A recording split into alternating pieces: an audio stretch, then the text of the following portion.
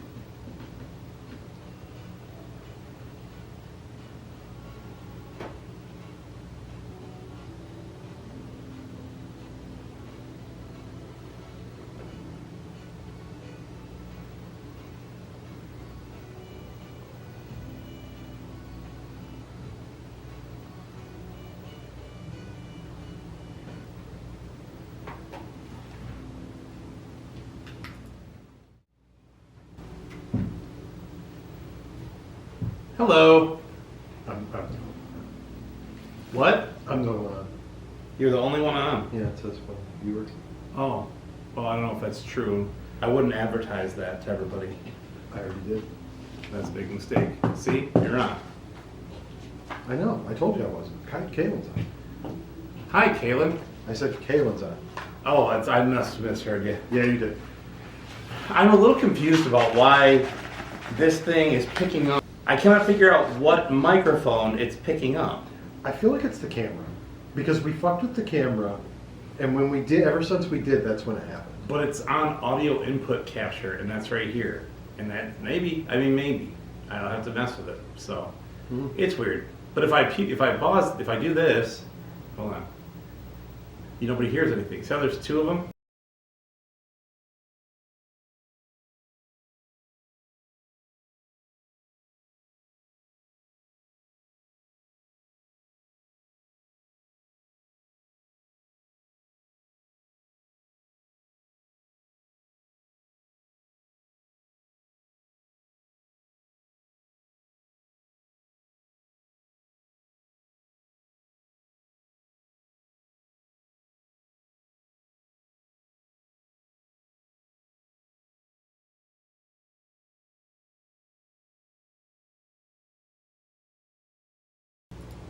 How about now? It's obviously playing. I don't understand what's going on.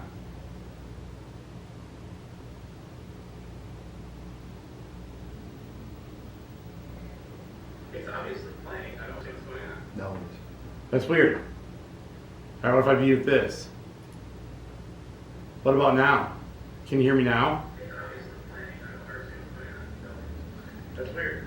Let's see. All right, what if I mute this? What about now? Can you hear me now? That's weird. Okay, but what about this? Hold on. Let's see. Can you hear the music? Can you hear me now? That's weird. Okay, but what about this? Hold on. Can you hear the music? No. I don't know what's going on. I'll figure it out. Yeah, it's doing an audio input capture, but it's also doing an input from the Rodecaster. But if I mute one, you don't hear us. And if I mute the other, it's weird. I don't know. It's always some bullshit. Always. Yeah. It's working well enough. That is correct. Oh, I guess I could unmute myself. Hey! That's why nobody could hear you. Yeah. That's different. That's because you're a dingus. Yo! Who? Oh. Hi. Whoa. What's up? Good? You good? I'm good. Good. Kalen's on. Pistons at Bucks tonight. Uh-oh. It's about to start. It's going down. Oh, they got Duncan Robinson back. Look out. Kalen, I'll bet you your loose arrow fighters the Pistons win. I wouldn't do that. Oh, man. It's only 4.5 point favorite. I wouldn't do it.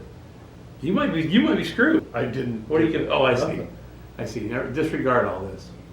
I'll give him my late print, The Last of Us graded. Wada graded. The San Mateo bullshit version? It's a collector's item now. Wada's no longer around. That shit's fucked up. Alright. I don't have a loose arrow fighters. You would if you took it out of the box without the manual. Yeah, take it out of the box. Then you keep the box and the manual. You're just not. You're not thinking. You're not getting what I'm putting down here. You're not thinking. Man, you are really not. I got so wrapped up dealing with all this. Yeah. Oh, man. See you in about a week, bud. Oh, yeah, it's exciting. Yeah. Excuse me. Assuming it doesn't snow like it is right now, holy crap. It snowed pretty bad earlier. Hey. What? Something wrong? We had something new added to the set. I don't know what you're talking about. Why is this not working? See, this is why I needed to test it first. Jay, failing the show as usual.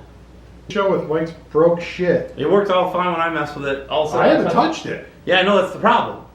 That's the problem. You haven't tested anything. Everything's very slow, by the way. We had a little power outage here earlier. I don't know, where is everyone tonight? I don't know, they're all hiding. They'll be here. They better. Did we advertise that we were going on tonight? I told everybody. No. Lots of people liked it. Robbie, Jay, the list goes on. What's going on here? I just used this. I'll restart it. Hold on. It goes smoothly. No. It's always some bullshit. Ribby's here. What's up? RGB's here. Red, green, blue. Ribby. Wait, what did I like? Huh? What did I say you liked? I don't remember. What were we just talking about? Oh, I asked if everybody knew about the show. Oh, yeah, you like people liked the And you post. said, yeah, lots of people liked it. Robbie, Angry Jay. The list goes on. Yeah. Anyway, Anywho. I'm just waiting for this thing to start back up because I don't know what the hell happened here. Oh, no, Wafflefoot's not on tonight. See, that might be where everybody is. Just caught the tail end of you saying John and I like something. Yeah, it was just the post about the show being tonight. That was all. All right. People don't like Tekken 3, I think, maybe is the problem. I did not pick this game. You're the host. I'm just the co-host. Okay, that's cool. I'll remember that next time we're up for a discussion about what's next. I'll remember that. All right, YouTube work. It worked earlier. I had it restarted and tested, and then, oh, there we go. And then the whole thing went haywire. I think it's because the power went out and came back on. Like what, Tekken? Yeah. I know one too. Yeah? Yeah. Are they both stupid? Probably the one that said he's just here for the frostbite. Yeah, so bad news about that. Don't tell him now. Wait until the show's over. That Atari is not here. I actually took that Atari home. So I cannot do any of that stuff tonight. Unfortunately. But that's okay, because that means we'll do it when you're here. I can't wait, right? Everybody ready? Also, I'm ordering another mod chip because I have, 7 Ataris, probably? Yeah. And I need more than one that runs off of AV or whatever. Or X-Video, like the one at my house. Man, you haven't lived. It sounds super echoed. Man, I'm telling you, something's up. Do I sound like that? I'm telling you, something's up with this Like thing. reverb from a big room. Weird. Is it just me? As long as it doesn't end up in a hole. I can't make any guarantees on that. Let me see what I can You find have out. frostbite complete, so I don't think that's going to end up in a hole. No, it's not. And plus, it's not cheap. I bought that in Appleton. I'm trying to figure out. Oh, hey, Just like us or follow us. Lunarios. Thanks for following us. I'm trying to figure out why echo. Something just seems not quite right about this whole setup right now. You do put your headphones on. You do sound kind of echoey. I mean, all right, yeah. Like you sound like you're yelling across the room. Yeah. Do I? You did a second ago. How about now? Maybe it's because the headphones are too close to the thing or something. Might have been. What about now? Is this better? It's fine to me. Robbie said both of us. I'm telling you, I think it's this stupid thing. Hold on. All right, let me look at. Okay. Input computer, input roadcaster, microphone caster. Let's do this. Let me try something. He said it sounds like we have the mic on the other side of the room. Oh, sorry. I should do that. How's this? Tell me if it sounds any better or worse.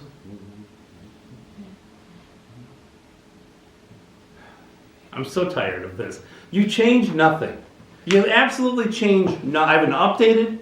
I haven't changed anything, and it's always some bullshit. You know what's I don't know if they can't hear us at all now because I'm getting no feedback from anybody. But I did mute something, so maybe that's why. well, we'll wait to find out. Updated. I haven't changed anything, and it's always some. It does sound echoey. It's like it's picking up that camera or something. Turn that off. Sorry. Okay. Let me look at something here. Sounds the same. I know I'm not crazy. No, No, Robbie, you're not. It does. there's just something not quite right about these. Let me look at something here. It's just always something, man. It's just always something. Always something. Ooh. Wow. Different. How's this? Tell me if this is any better. Better with one or two? Oh, I'm muted still. Yeah, also we're trying to work something out. I know. I hate this more than just about anything. Let me see here. Usually you have. A clean, dry vocal. Yeah. Yeah. I don't know what's going on, man. I don't know. Let's see here. This is just stupid. Audio monitoring is the speakers. Sample, desktop audio device, mic, default. How about this? Tell me if this is any better. We shouldn't have, that's the problem. I don't understand why I have to have both. Like if I mute this, hold on. Can you still hear me when I talk like this? I feel like it's getting picked up in two places and I can't figure out how to mute it. Like it has to be that. It has to. I don't know. Plus it doesn't usually like sit idle that high either. No. So it's just gotta be that camera, but I can't figure out how to disable it. Hold on. Let me look at something here.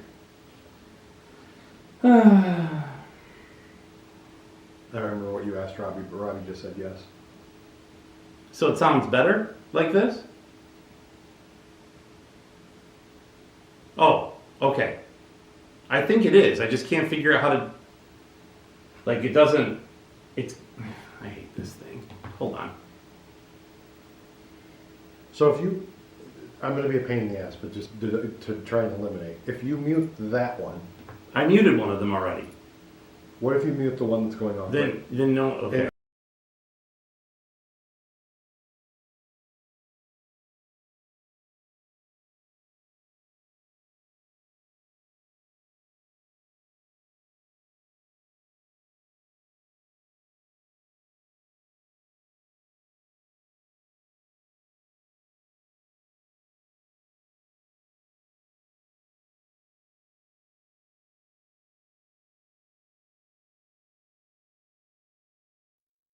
That's not working. How's this sound?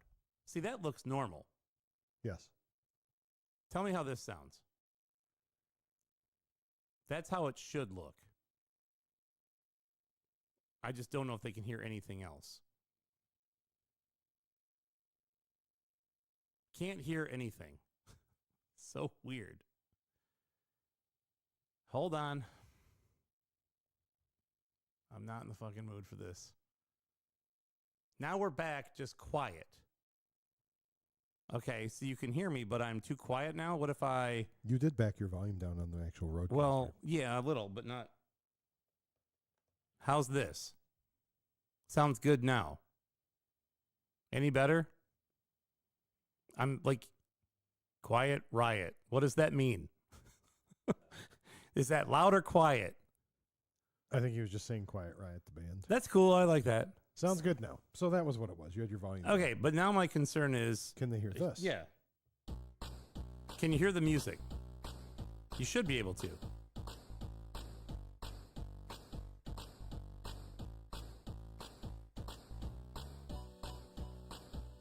Okay. Okay, cool. Okay. I don't understand what these other things are in there for, and we don't need them. I don't understand this whole thing at all. It's so weird. And I guarantee you, when we call one of them, it's not going to work. Like, Should it's we going to be try like, it now before we actually well, get I in can the just show? play We can something. call Robbie I real don't quick. even have to call anybody. I can tell from here. I can just do this. Hold on. Nothing. I guarantee it's not coming through. So then I got to go, hold on a second. That shit is whack. It's so dumb because I've literally changed nothing. Sorry, everybody. I love that everybody gets to sit here and watch me troubleshoot this bullshit. I hate it. All right. Let me see. I'm going to kill you. Can you hear that? You have to write in that journal every night. The new ability was what it. I'm assuming they could hear that. Okay. Seemed like you should have been able to. I got to clean this mixer up. Okay. That's all good. We're good. Then it's good. All right. Fuck, man. I just don't understand. But anyway. What? All right. Well, I have to entertain you guys while Jay takes a work call. All right. Neko Knight's now following us. Thank you, Neko Knight, for following us. We also had another person, Lunarios94, follow us. So that's cool. Thank you. Thanks for hanging out and joining us. Sorry about the technical difficulties. For some reason, it seems to always follow us around here. But it seems to be solved now, although I feel like I might be a little hot there. I don't know. Seems like I'm clipping a little bit here. I might need to pull myself back. It seems a little loud. Anyway, so this may be better. I don't know. How are we all doing tonight? We're going to get started here in a minute, but Jay's off dealing with a work thing, so he'll be here in a minute. Hey, talking about how to balance the thing at the place he works. Yeah, I can hear him. Pull it back a tiny here. Yeah. You know what? I'm going to do it up here. I'm going to pull it back like right. It was like in this range. This is probably good. Like, I don't want to be too loud. It's already in like the yellow when I'm talking. Feels like it's a little loud. Like it's a little hot. I don't know. Anyway. Good now. All right. Cool. Well, there we go. Now we're just waiting on our esteemed colleague to join us. And I'm actually going to stop this and restart it when we get started. All right. You good? Yeah, they had a cash issue on one of the registers. Did you take it all? No. You didn't take all the cash? All right, we're going to get started. You ready? Yes, I am. Sorry. Finally. Ugh. God. Freaking idiot. Oh. Ugh. Eat the ham. All right, let me minimize this. Keep that up just in case. I'll get to the other stuff later. All right. You ready to hit the road? Oh, I got to go? Yeah, get out of here. You're Oh, bum. I thought we were doing the show. Start the stuff. You won't let me touch the remote anymore. No, I won't. Not after that last debacle of yours. Yeah, I know, with that echoey audio. I know. Look what you did. You show up and everything stops working. It's fine when you're not here. You know what I want on this? I want one that just, I can hit it and it says, "Frig off, Washington." Frig off, Washington. That's pretty good. Can we add that? We could add that. I could make that. All right, you ready? I'm ready. Let's do it. Oh, it's recording already. Yeah, hit I the got button. it. You hit the button. I'm on it. Good job. Ready? Yeah. I keep asking if you're ready. Are you ready?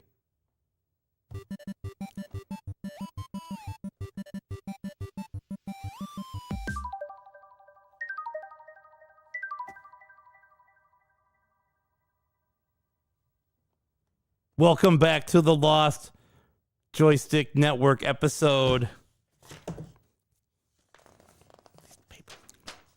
97. Episode 97. I'm your host, Mike, joined as always by my co-host, Jay. Jay, how you doing, buddy? I am superb. How are you? Good. I'm good. Good. Yeah. Yeah. Good. That's good. All right. Good update. A little gamey, but it's good. You did you do anything? How's things? Things good? Are you good? You remember when you were playing? Do you remember when you were playing video games? That was awesome. Anyway, what have you been up to, man? Ooh, buddy. Anything? Scoot in a little here. Yeah, I've been working, playing video games. Working for a living, living and a working. Not to be on a downer, but I had another funeral to go to. Yeah, My I'm very sorry about that. my pretty rad mother-in-law passed. Sorry for your loss. Yeah, I feel it was actually. Then I don't want to wrap up the whole thing with the whole downer story, but it was actually pretty cool. She was she played Mrs. Claus at a tree farm out here, and they posted it on the tree farm That she passed. Yes. Yeah. And holy shit. Over two. So did the emotion thing, with the Liked her and emoji, or interacted. liked it. Yeah, They interacted with it. I'm old. I don't know how to explain this stuff. And there was well over 200 comments, and they I would say probably 40% of them are pictures with families with their kids with her. And it was just like, wow, that's awesome. Like, you don't put it into perspective, because it's like, I used to, we'd take McKenna out to see her, but McKenna and Deegan both out to see her. But it was like, you don't think about. We just kind of walk around where we're like, oh, we're cool. We know Mrs. Claus. We got an in. Yeah. But all these other people. But all these other people were who like, knows? That was like, it was a big moment for them, or a big deal. It mattered, right? And it was crazy just seeing it's all these young, 3, 4, 5-year-old kids just so like excited, with stars in their eyes, because they were hanging out with Mrs. Claus before they seen Santa Claus. And it's such a so cool. Like, it was so cool. And just the amount of people that came out, they came in droves to this service, which was just insane. I think that's fantastic. I think it made me think of like what it would be like, pictures of someone that like a picture of yourself you've never seen before. Yeah. It's like that, where you're like, as bittersweet as it is for your wife, it has to at least be somewhat like encouraging and give her some, I don't know, solace to see all these people that her mother made happy, that pictures of her that she never got to see before, right? Yes. That are, like she gets those. That's nice. She really recorded, like, she loved taking pictures just in general. And that's like, she makes calendars every year. Yeah. With everybody in the family's birthdays on it. She got to the point where she even started adding my parents on it. What about me? No. But she does that, and she gets pictures of people and she puts them on there. She saves every picture. Yeah. Heather went through and she has external hard drive, and she has a Ziploc bag full of thumb drives. Yeah. Full of thousands of Well, pictures. that means it's just awesome. Yeah. That's. I mean, it's definitely gonna leave a big hole in our family. It's always going to. So, and I think it's hard because it's the whole, my dad, we lost my dad 6 months ago, and now we lose her mom, and a week before Thanksgiving. And getting old sucks. It does, man. So, well, but besides that, I didn't want to make the whole night a downer. Sorry. No, it's okay. I'm just kidding. I was just trying to be funny with a segue or transition. Yeah. Besides that, Mrs. Lincoln, how was the play? Like how do you transition from one to the other? Other than that, do you play anything? I've been playing some games. I'll talk about those. No, I'm sorry. Levity. I try to. No, you're good with I that. know. You always are. You have been really good with that, especially with the stuff that we have been happening in my family. So you've always been really good with that. I try. And I appreciate that. Well, I appreciate you. I know you'd do the same. But what? I said I know you'd do the same. Who? Me? you. I'm fine. There's nothing wrong, Julian. All right. But no, we did that. I've been playing some games. Like what? Like what'd you play? Play anything good? I've been playing a little more Super Adventure Island 2. Yeah? Yeah. Oh, okay, yeah. That's a Hudson Soft on the Super Nintendo. So a game like Spiritfarer might be a good one for processing grief. Yeah. That's good to know. I haven't played I actually, you know what? I have that game. Someone got me that game for Secret Santa one year, and I still have not played it. I have it on Switch. I'm almost positive. I know. I do play games, though. You'll hear. This is for Kaylin. Okay. But yeah, I've been playing some games. Super Adventure Island 2. McKenna and I were actually going to watch season 5 of Stranger Things. Okay. Yeah. Because that just came out. I've seen none of those Anybody in the chat that has watched it, please don't talk about it. We have not watched it. She's finally watching the show now. And now we're waiting for her to get up to 5 so we can watch 5 all together. Yeah. Cool. So, they they great. really are. It's They're really fun. I'd never played 2. And then I got it from, it was on one of the Whatnot. I talked about it already on one of the Whatnot streams. Yeah. I got it from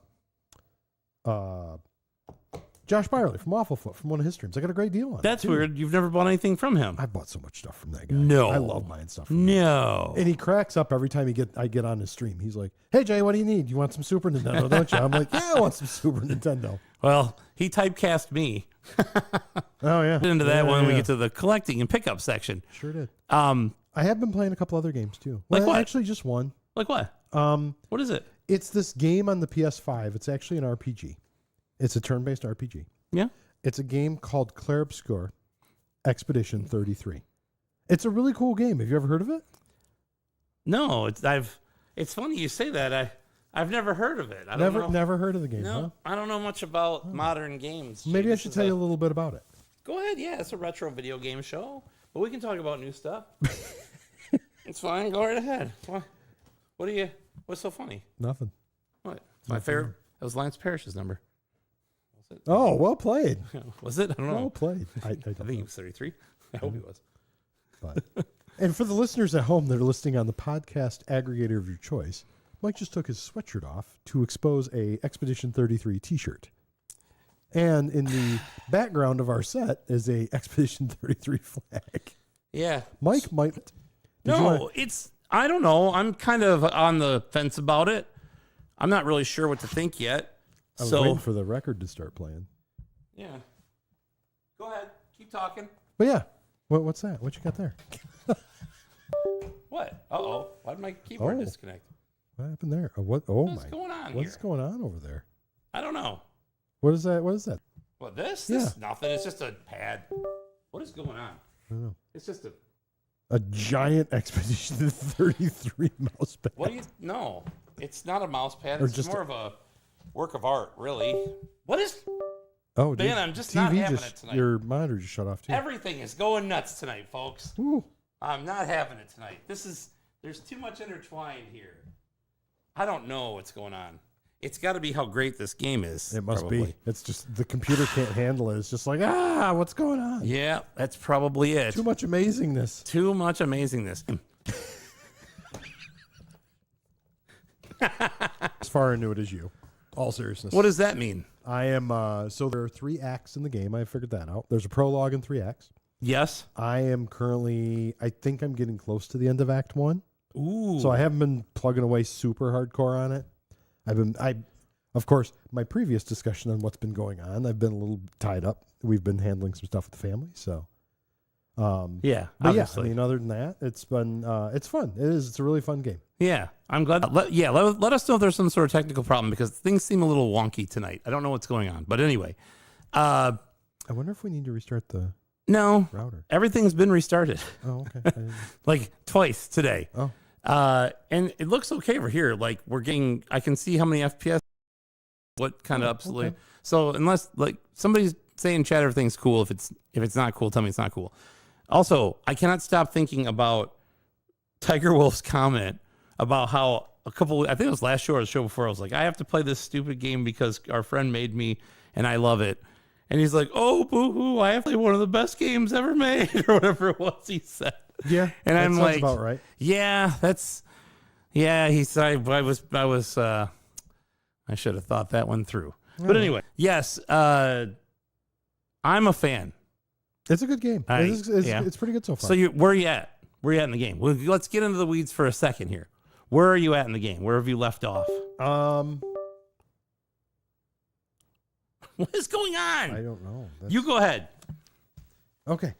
But I'm trying to think. I beat one of the mimes, which is annoying as shit. And then again? The redhead girl. Mael? Yeah. I got her and I'm heading back out of the water world area.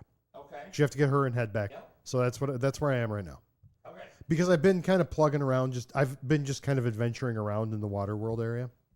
You That's good? cool. Yeah. Everything's good now? I don't know. Okay. We're gonna find out. It just keeps disconnecting and reconnecting for no reason. I'm gonna rip this whole damn thing apart. Oh, okay. Not right now. No, not now. It'd be a bad idea now. But yeah, You're running around in the floating waters. Yes, in the floating water. Yes. I've just been running around there, kind of plugging around. Okay. Just kind of collecting some stuff and just kind of grinding my way through, building my guys up. I'm actually still pretty low, I think, in the grand scheme. I think Mael and Gaston are Gustav, Gaston. That's the fucking guy from Beauty and the Beast. same guy. Good, both at level 11, and then I've got Lune. Yeah. She's at 10, I think, right now. I would say what I usually do. Are you on the continent, roaming around, going to the different areas? Yeah.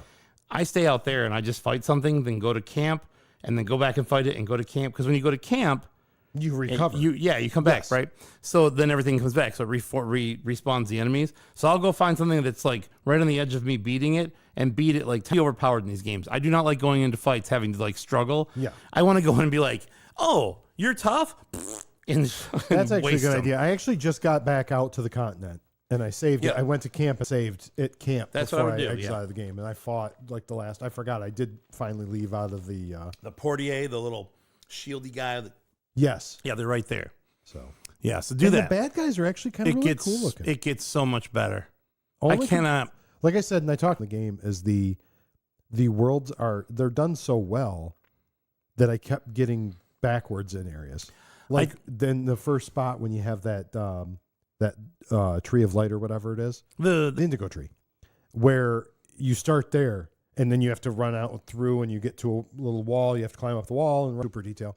And then you come back down But and you have it's- to keep going. I kept turning around back to I kept running back and I'm like, that's a fucking tree again. Buddy, it's going to continue to happen to you throughout the entire game because there's no way always to tell where you're going. There's Yeah. in the areas, there's no like compass or anything. You're like, No. I don't know what direction I'm going. I might be going back the way I came. And the checkpoints have their own names, and that's useful. But also, I cannot tell you how many times I come back and go, how am I back at the fucking entrance? Where did I turn wrong? That does happen a lot. So be prepared for that. But other than that, that would be one of my most minor gripes about this game is that you do get lost. Oh yeah, that's it. But other than that, I'm just like, Well, the nice thing, at least so far, the like sub worlds or whatever, the like sections you got to go and do Yeah. like the mission stuff. They're not huge. I mean, they're Yeah. big, but it's not like massive. Like you're running for like 20 minutes and you're like, oh fuck, I just went the wrong way. yeah. Well, Well, it's you run for a couple minutes. You're like, I went the wrong way. I gotta yeah. turn around. And you figure it out and you turn around and you're like, Yeah. oh, well, I did waste this guy and level up, or I found this Lumina or whatever it is. So it's all right. Yeah. Cool. All right. Well, yeah, keep it up, man. I mean, eventually maybe you'll have a nice desk piece for yourself, or who knows, some Or a sort of flag flag or or- shirt. Yeah, maybe. Or a dude- record. Well, I don't have anything like that yet. You don't. They're not available. They're only pre-order right now. Oh, so I could pre-order a record. Would you say that would be something you might have done? Let me fucking tell you something. I've not been in awe of a soundtrack for a game in a long time like this. This game is nuts. In the soundtrack, man, there are just some moments in that game where you're like, the song comes on, and you're like, fuck yes. You're just like, it's everything about it is good. Last time you got this excited about a record, for a soundtrack Yeah. record, was probably last year on the way home from Midwest. What did we order? Super while we were Metroid. talking to The Super Metroid. we were talking to Clearvis on the phone because he was Yeah. at the airport. I thought you were going to talk about that soundtrack you got that had 311 on it, but here we are. No. Okay. Good, because they suck. No, I'm just kidding. They don't suck. No, they do. Somebody likes them that listens to us. I forget who. Anyway, yes. What about you? Well, Play anything? yeah. I played the game for the show, Oh, which I also played some many years ago. hey, I did that too. But man, oh man, I have played Expedition 33 a lot. I beat it completely. Then I leveled my characters all the way up to level 99. Then I did all the post-game stuff, and I thought, did I really understand what just happened? I should probably go through it again just in case. So then I did it all again. So now I've gone through the game 2 complete times, maxed out every character 2 complete times, defeated everything not everything in the game. Like you can't do literally everything, but like I don't think there's much game plus. Or as I've offered to you, I'll just come over and fucking watch you play the game. I'm sitting downstairs with the controller in my hand going, there's nothing for you to do. Take the game out of your fucking PS5. Go play Silent Hill F. Go play Metal Gear Solid compilation, whatever. Do something else. And I don't want to. I want to stay in this. I want to stay in Lumiere. You're saying coming over and watching me play is so like Nintendo. It is. Like, but that's what I want to hey, do. Can I come over and watch you play Zelda? Do it. I do. I want to be there when things happen and you just be like, boop. And I'm like, yeah, this is what you came for. This is what you're here. As I'm telling you. Huh? Tell me when you're going to play. I'll be over. All right. You know me. I don't have anything to do. Anywho. Yeah. Other than that, what else did I do here? Yeah, what did I say? Expedition 33, contemplating my own existence, stuff like that. I also built myself a pie hole.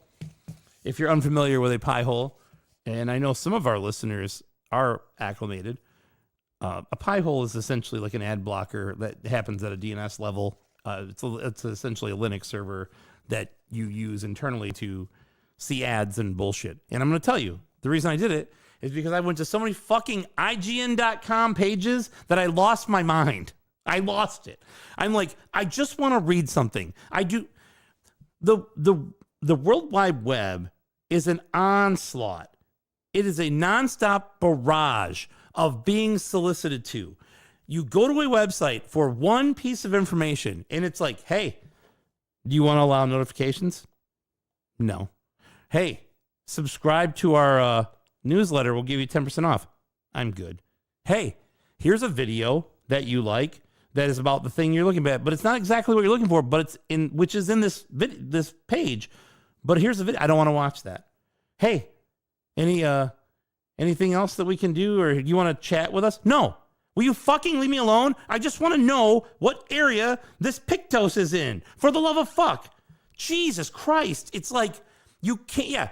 Fandom is the hellscape of ads now. It's impossible. So I said, you know what? Fuck you. I'm going to go set up a pie hole. I'm going to go grab a couple of lists that are like basically blacklists. And you can just say, all right. And now when I go to IGN, I get a couple little things that you can't kind of like, they're slipstreamed in. Maybe they're Java, which I just haven't tweaked it well enough yet. But God, I can actually read a site and be like, okay, I don't want to chat with somebody while I let you notify me about the discount that I'm getting through my email. Fuck you. I hate it.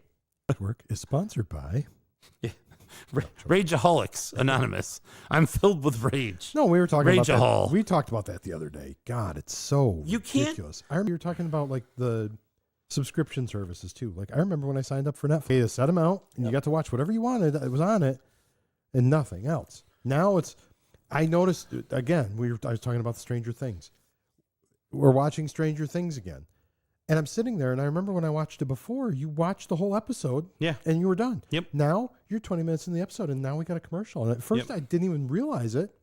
And then I was like, wait a minute. Why does this have a commercial? Because I never watched it. Not. But there it's has- everywhere. There has got to be a better model for information on the World Wide Web and its current existence, because whatever they're doing now ain't working. You cannot go to any website without being completely assaulted.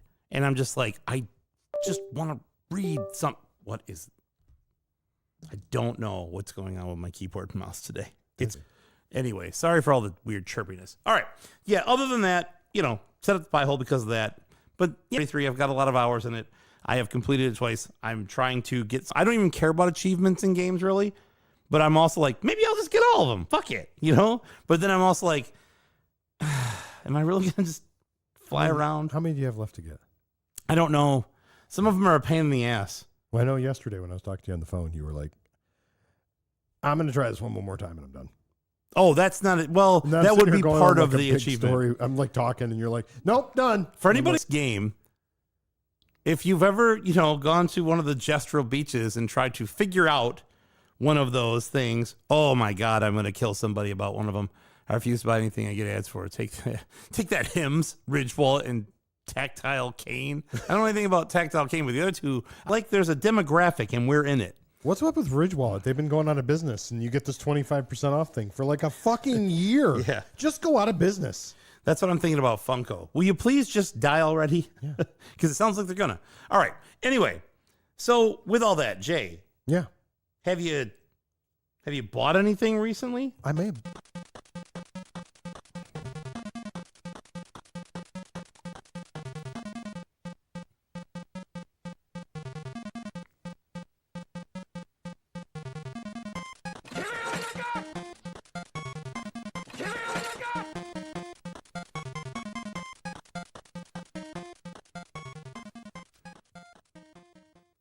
I'll ask again.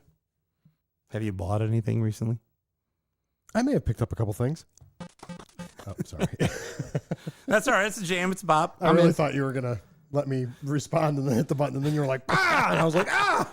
Do I ever let you respond? No, you know. I do not. Shut up.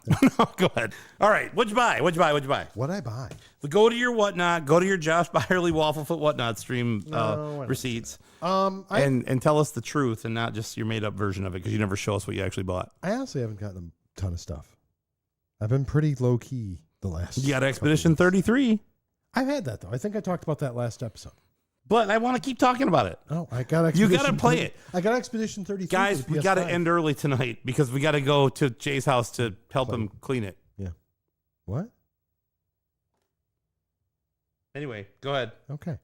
So I actually went looking for a copy of the aforementioned game we're gonna be talking about tonight. And I could not find them, but I did find a couple. It's been a real fight trying to Yeah. find that one. It's a total brawl. Yes. But I did Super Nintendo games I needed. So That's the same. I found a really nice copy of Hook. And The Robin Williams classic? Yes. And I found a copy of Gun Force. Oh, I forgot. I got one other thing. So going to this place, the store is out by my work, and they have two stores. Oh, yes. I know what you bought. Yes. First one I went to, I was looking, and I was like, I think this is the Castlevania label variant. The overlap. Yeah, the 5-screw. overlap. Yeah, the Yeah. first print, as Yes. everybody's dubbed it. Right. And I was like, oh, what was like $22 or $25? And I'm like, I've got to get this. yeah. Yeah. So I bought it. And at first I was trying to figure it out, but I get terrible signal in the place. And the owner's like, seeing if you got that on your list. And I was like, yeah, I think I have this game, but I don't remember. Because I mainly collect Super Nintendo games, but I have a handful of Nintendo games. That's a flat out lie. I don't. But I didn't want him to get like fishy. You have and at get, least one other one. Yeah. For now. So, Till Midwest but Game yeah, Shows. so I got that. So then I went over to their other store looking for the game for the show. And they didn't have it. So I was like, I'll wander around, look. They had a couple things. They actually had a Soul, but the spine label was just screwed. So I was like, nope. So I didn't get that.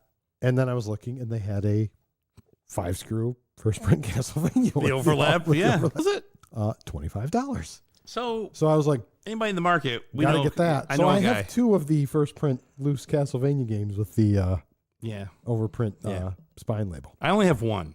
Yeah, I have 2. Both Yeah. pretty nice. The labels we are gotta- both really nice. We compare. I might need to upgrade. We'll Yeah, see. But Cool. if not, I will for sure have them at Midwest this year. Or 2 next of the 3 will be available for sale. Yes.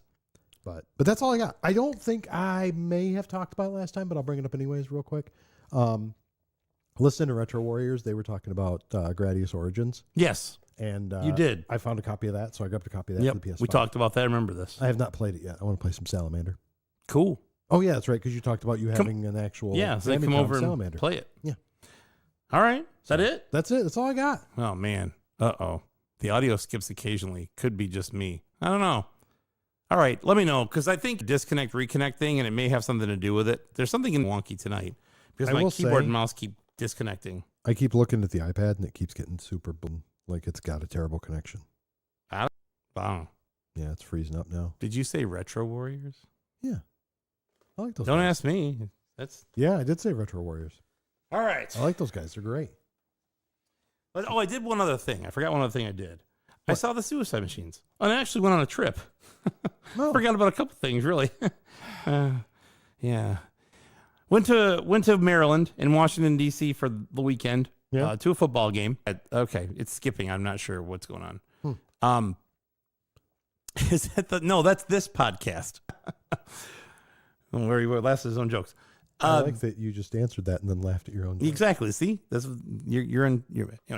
I go to the Maryland football game, Michigan Maryland football game, come back and went straight to the Suicide Machines concert that was here at 43, Oh, yeah, 32, downstairs. like literally downstairs. So one of the things I grabbed. Didn't invite me. Yes, I did. No, you didn't. Multiple times. I invited you on the way there. No, you didn't. I'm pretty sure I said, come to the concert, I have an extra ticket. And you said, no, And I you don't weren't like talking to me, them. You were talking to your real friends, apparently. Yeah, I must have been because I saw some of them at the show and I got a poster.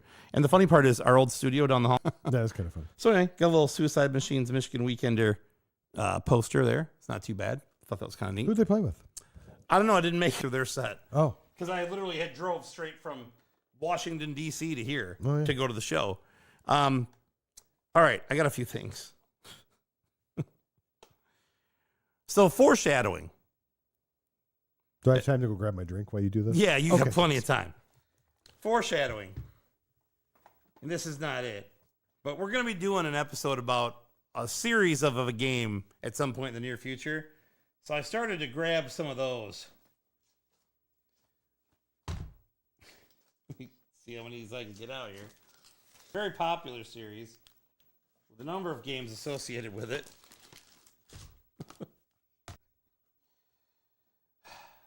Let's see what we got here.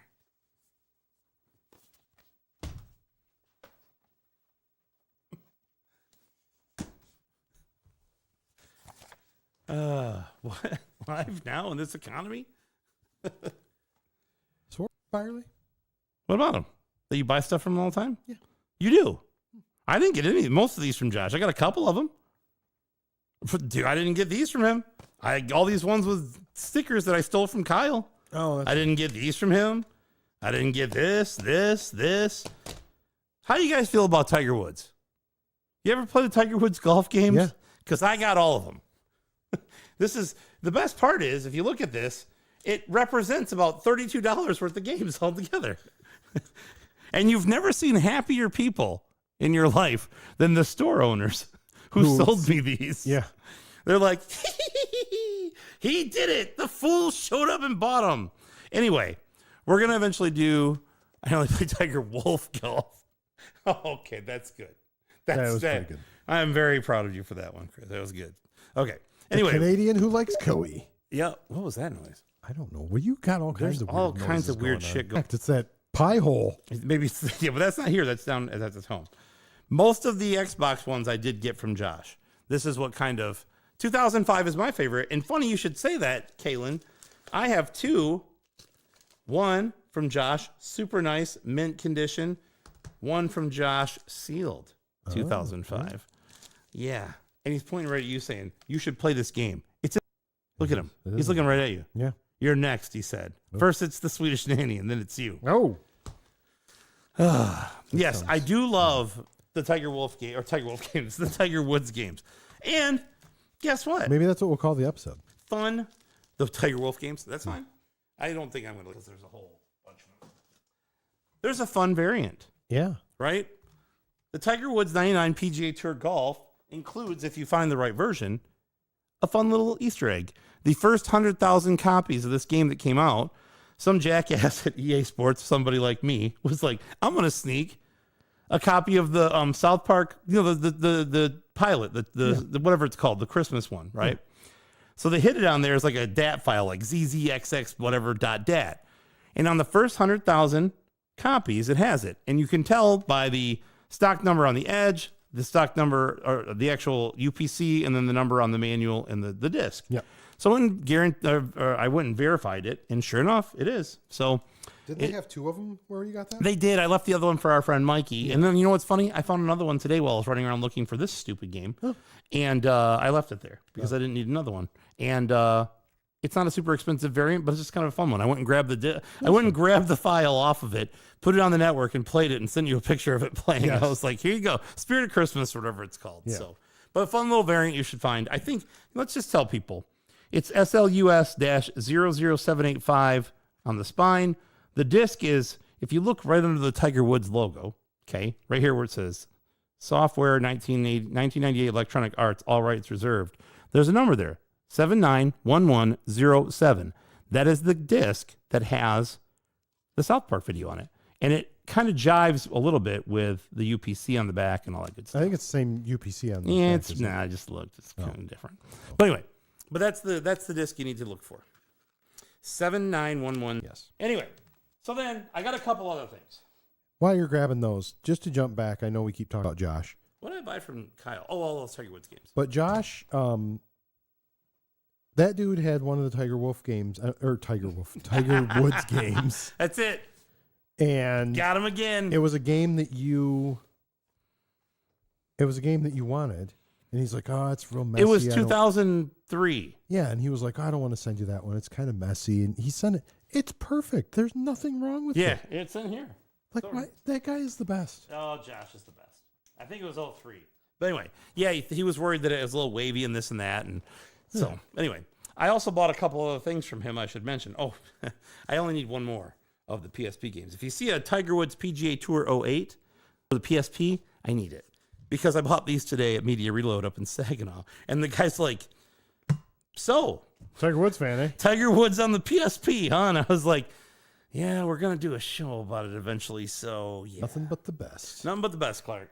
So Tiger Wolf games all over the place. Tiger Woods. I also bought from Kyle. We've been getting on a little bit of Guitar Hero kick. So I went and opened up my copy of Guitar Hero 3 and it was empty. So I went and bought a copy from Kyle because it's my favorite one. And then also Guitar Hero World Tour because he had it and I was going to play it. I forgot I got a copy of Guitar Hero 3 from Kyle. That's right. And We both got a copy because I had a guitar still. I also, I forgot it first. I bought a couple things from Josh, Spirely as well. A couple more sealed Xbox games because I'm a maniac. NFL Fever 2004 with our friend Peyton Manning on the cover. I do not have Nobunaga yet. Message me after the show. And then I had to get this. It is NHL Rivals 2004 with my hero, number 19, from Cranbrook, British Columbia. Stevie Y. The captain, Stevie Yzerman. Get your shit together, Stevie and the Red Wings. Thank you, please. All right. And at Retro Replayed, somebody came into a store and just handed him a DVD, what was it, a VCR/DVD recorder and a bunch of tapes. And he said, here, you can have them. And Kyle put the DVD recorder in his case with the remote for $10. And I'm like, dude, that thing's got to be worth $100. I guarantee it. So I think he changed the price or whatever, but he sold me the tape super cheap that I wanted that he got for free, which was nice of him. So I grabbed a nice copy of Batman, the 1989 classic. This was Michael Keaton? the Tim Burton, Jack Nicholson, Michael Keaton, Prince. That whole it just sums up the era, a period piece. Well, and some people say that the Jack Nicholson Joker is one of the best. Some people do. Yeah. I think a lot of people like the Heath. They like the Heath Ledger. He's good. I got the flip side copy of Ghostbusters, which is like the second print of it, but I don't think I had a nice... Mine was kind of trash, and it's got this little flippy side. It should be right behind you, actually. Take a look. Is there a Ghostbusters up there? Right next to Friday the 13th? Yeah, right here. Does it have this little side flip? Oh, it does. It does. But that one's not as nice as mine. Yeah, see, that's why. Swap them out. That's for sale now. How's the... Let's see what... Oh, this tape's way better. Oh, okay. No need. I promise you. Then I only had a clamshell version of Goonies, and this is the actual just standard slipcover copy, which I don't ever see this. I always see... a good cover. It's such a great cover, and you never see this one. You always see this clamshell one, which I think is right here. Yep. And I have nothing against clamshells, and it's the same kind of cover, but it's just like these things get in the fucking way. Yeah. These things are a nightmare. So I have both, and I'll just keep both because I'm a maniac. You gonna grade the VHS like a Tuesday dinner? Maybe. Actually, you have one graded already. That's right. That was an excellent Christmas gift. It's right there. It was an excellent Secret Santa gift. All right, so got Goonies, got the... Okay, then two more. Yeah. Okay? First thing, check this out. Street Fighter 2, the animated movie. How often do you see this? I'd say almost never. So that's going to go right over here. You almost missed it. I know. I was like, oh, well, you need this. And you're like, no, I don't need it. I'm like, it's Street Fighter 2. And you're like, yeah, I need it. I'm going to put it with my Tekken movie. I'm going to put it with my Fatal Fury movie, my Samurai Showdown movies. Some good movies right there. Oh. All right. More. Street Fighter 2 Dark Omen. Oh. I don't know what it is, but it's Street Fighter 2. And it's Dark got Ryu Omen. and Sagat and I think that's Ken, and is that M. Bison with the knife? You tell me. I think so. Or is that Balrog? See what I mean? Oh, who is I think it's Balrog. I don't know. Who cares? All right, give me a thing and put it away. I don't know who that is now. Yeah, well, look it up. All right. And I think that's pretty much what I bought. I have to think about it. When I look around, make sure I didn't forget anything. But I think that's pretty much it. Oh, it's 3 episodes. It's like a show. Yeah, well, we're going to watch it because it says Street Fighter 2 5 on the side. I just noticed too, by the way. I don't know what that means. They got weird math over there in Japan. Japanimation. All right. So, Jay, all that aside, Yeah. we're an hour into the show now. That's it? You didn't have anything else? I said it's just the 40 Tiger Woods games that cost me 37 cents because I love Tiger Wolf games. Oh, I did forget about one thing that we might need to look on eBay later. Yeah? My mom gave me something. What? She gave me a Sanyo Betamax player. Oh, those are not worth anything. And it is about the size. No, I want to buy some beta tapes. Oh, the tapes are hard. That thing is yeah. about the same size as my 1250, which is the giant Pioneer Yeah, receiver that's the from big boy. 70s. That's the big boy. This Betamax VCR is about the same. I'm sorry. Yeah, Betamax VCR. It's the VCR? Yeah, it's a VCR. Yeah, it is. It just wouldn't be a VHS. It's not a VHS. It's a Betamax. I don't understand how beta didn't take off. It was a smaller tape. Al Bundy had it. Yeah. Al Bundy, it was smaller tape, higher resolution, I remember when I was a kid, when we got that, when you go to Super City and rent videos. proprietary format because nobody else had them. Yeah. Right? Everybody else had the regular stuff. Yep. Betamax is great. Yeah. It's just hard to justify. Well, Even and then. But that's what my thought is I bet I can look on eBay and find like lots of Betamax tapes for like nothing. Nope. Really? I got bad news for you. Those are the expensive ones. You want a Betamax copy of? Oh yeah, there was not enough pornography. He's probably right about that. If you like Polish comedies from the 80s, it sounds like John's got you. Yeah. The problem is this. Any of these movies that you see back here on VHS, if you want them on beta, you're going to pay the premium. You'll pay the Nintendo premium, essentially. Think about that. Well, this game is on GameCube and it's on this. The more expensive version is always going to be GameCube. Whatever it is. All right. So, yeah, Betamax is the memory stick of the 80s. They're always trying. Sony always wanted to develop the format that would become the standard, and they'd always create a rival format. Always. HD. HD DVDs versus Blu-rays, same shit. Yeah. They're always trying to be the one okay, you're gonna license our technologies. That's what's gonna be adopted. Betamax didn't make it. They did not make the cut. Okay, All right. Jay, what are we here to talk about today? We are here to talk about Tekken 3 for the arcade. Ooh. And And PlayStation. the PlayStation. Yeah. Because that's the version sitting right in front of yeah. us. But we're We'll go a talking little about more in depth. Why are we talking about the arcade version specifically? Because to fit in line with our shows. Don't say that. What? Just say it came out in 1997. Oh. This is episode 97. 'Cause Don't tell them exactly why. Oh. Let them. Because this is episode 97 and Tekken 3 for the arcade came out in 1997. to abide by our rules Yeah. of doing a year of the episode number that we are on, which we're nearing the end of now. At 97, we're going to end at 99 because 100 we're doing something else. But that's going to be the last year. This came out in the arcade. In 1997. Yeah. That's right. Yeah. Now, what about other platforms? We all know it came out in 1997 in the arcade. What about everything else? So it originally was released 1997 in the arcade. It actually then That fits perfectly because it's episode 97. I know. Who would I like thunk it. Me, you. But, there were the only two. Then they did release it on the PlayStation. We can't fit the arcade But that had to be cabinet on the later. table. That Yeah. had to be later. It was. Okay. It came out in Japan in March 26th of 1998. So a year after it came out on the arcade. But that's like only one more, really. Yeah. Right, it's adjacent. You cannot be any closer. no. Okay, one. Okay, I'll give it. And then May 1st, 1998 in the U.S. Okay. or North America. And then, of course, Europe's always dragging behind. So September 12th of 1998 for Europe. You know what I think about them? This. That's right. That's right. If you read the description of the live stream or this podcast episode, which you didn't, I'm going to tell you there's a common trope. It's not 100%, but it does happen. Fighting games tend to be the most how do you put this? Storied? Yeah, like they have the biggest backstories of just about anything. Because when you think of a fighting game, you think two characters beating each other up. Yeah. But you're like, there doesn't need to be any more than it. But think about Mortal Kombat in that universe or whatever it is. There's always this huge backstory. Tekken 3 is no exception. I am not going to belabor everybody. There'll be bits and pieces that I throw in, but I am not going to belabor you with the story of not only the game itself, but the characters.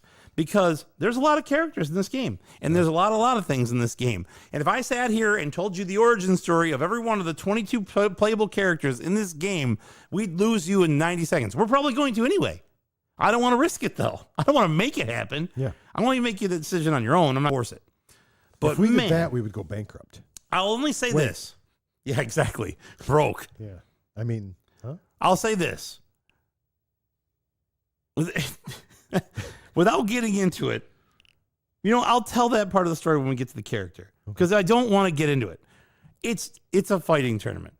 It's the King of the Iron Fist tournament, okay? And there's a lot that leads up to it, and there's a lot that comes out of it. And if you're a Tekken lore guy, then God bless you, man. Holy cow. There's so much going on. I can't keep up. It's like Metroid where you're like, oh, this is simple. And you're like, no, you're on the planet Zebes, and these dickhead birds are actually your parents. And you're like, what? Why are they trying to kill me then? What's happening? They weren't. Anyway, No. Speaking of which, before we get too deep into it, Jay, do you know what tomorrow is? Do you know? Tomorrow is new Metroid Prime Day. That's why I still don't have a Switch 2. Metroid Prime 4 release date, December 4th, 2025. Let it be screamed from the mountaintop that we've made it. And Jay's favorite video game series has finally Finally, we did it. Yeah! So, Tekken 3. So Tekken 3 is a 3D fighting game. Yes. And I would say, man, okay. AKA the greatest day of Jay's life. Yes. Until he finishes Expedition 33. To this point, now Tekken 3 is of the Tekken series. It's a fighting game. A lot of the characters that are in the first two, not a lot, but a few of them have returned. Yeah. But essentially, not as many as you'd expect from Tekken 2 show up. You're like, okay, where are all these people? And then again, this is where the backstory stuff comes in where I'm not going to get into it. But you find out, well, this tournament takes place 15 years after that one. So it explains a lot of things. You're like, oh, okay, this is this person's kid, and this is why this guy has a beard, and blah, blah, blah, blah. Yeah. So, I get it. I never read any of this shit when I was a kid. I didn't care. I still don't care that much now. But anyway. But Tekken is Namco developed Tekken. It was a huge hit in the arcade. So you had your 2D fighters, right? You had your Mortal Kombats, your Street Fighters, etc. Then here comes Virtua Fighter and all that stuff, and Battle Arena Toshinden, and then Tekken. Yeah. And man, we played a lot of Tekken. It takes a little getting used to, right? The physics of it was a little different, but it is a 3D fighter, right? Like it's a little bit polygon styled. It's not sprites anymore, right? Yeah. And there's a lot going on in this game. So one of the things I like about it is that you kind of have those, right? Whatever they call those things, where if you press the right buttons in a sequence, they all have a 10-hit combo or multiple 10-hit combos. Yeah. Where you can, if you do these things in the right time, 10-hit combo, and most of them are like 70 to 100% damage if you hit the whole thing, and you can just waste somebody with them if you know what you're doing. But it also has like unblockable moves in it. So like things like one of the characters will stab you with a sword. Or one of the things I found as a recurring theme in this game is, you know what's unblockable in this game? When a character farts on you. Because there's more than one that farts on you, and you can't block the fart. Just like real life. It's fair. It is fair. Yeah. Like the big, I won't get into the characters yet, but one of them just sits down and it's like, and this big cloud comes out and there's, the guy's, 50% of his life. Open. You got me. My mouth is open. So it has these unblockable moves, which are, kind of slow to develop. Mm-hmm. And you can see like when you do them, that your character flashes a little bit. Yeah. And like one of the characters will pull way back and he'll go bam, Or they'll swing their arm around. yep, or they'll, or one of them will just go pow, like you're like, oh geez.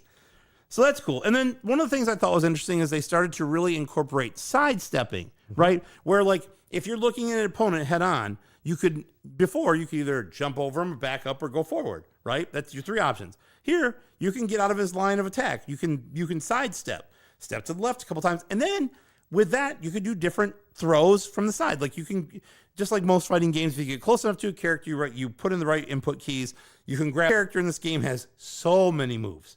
And they all have a million different throws and all this stuff.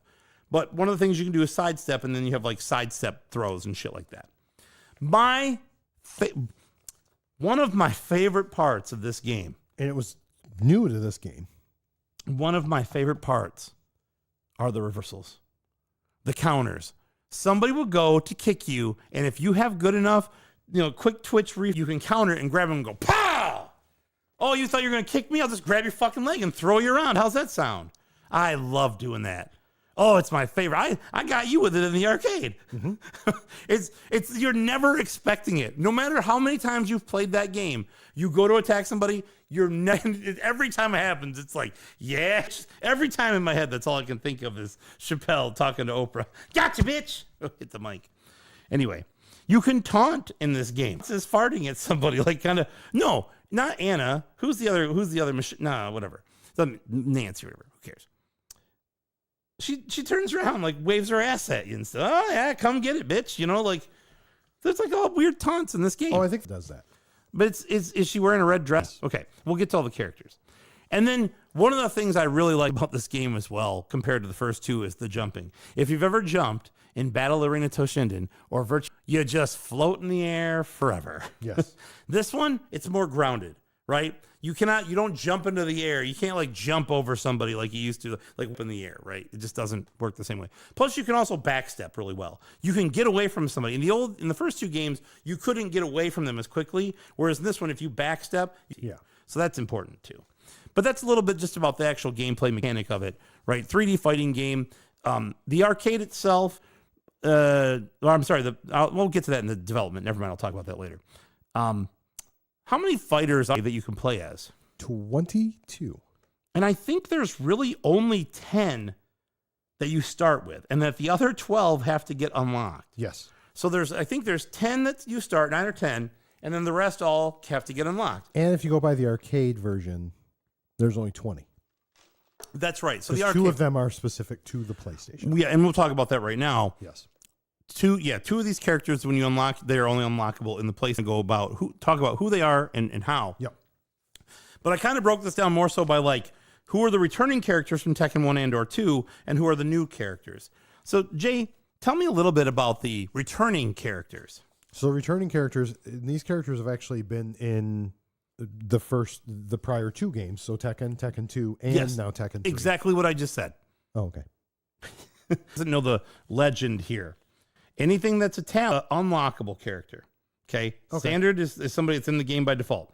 And the number over here represents how many times you must beat the game with different characters to in turn unlock them. If there's nothing next to them like these two, I'll go into how you unlock those. Fair enough. So that's what that is. So you want to get into it here? Go for it. I will. So the returning characters are, and I'm just going to go in the order that's listed here. Yeah, that's fine. Is Anna, Yep. Heihachi Mishima, Yep. Lei Wulong, Nina Williams, Mm-hmm. Paul Phoenix, and Yoshimitsu. And none of those last names are on the sheet, by the way, folks. Nope, I know, because he's because a I'm a huge nerd. Um, And 2 of those are unlockable characters. Yep. 4 of those are standard characters. in the Lei, game. Nina, and Paul are all standard. And Yoshimitsu. Yoshimitsu, I'm sorry. Yep. And then Anna and Heihachi are unlockable. And to unlock them, you have to play the game 5 times. And You have then to you'll beat get- it with you'll get- 5 different people Yes, to beat it unlock with- Anna. And then with 7 different people to unlock Heihachi. Correct. Yes. All right. Now, let's get to this next list of 16 fighter, whatever it is, as quickly as we can.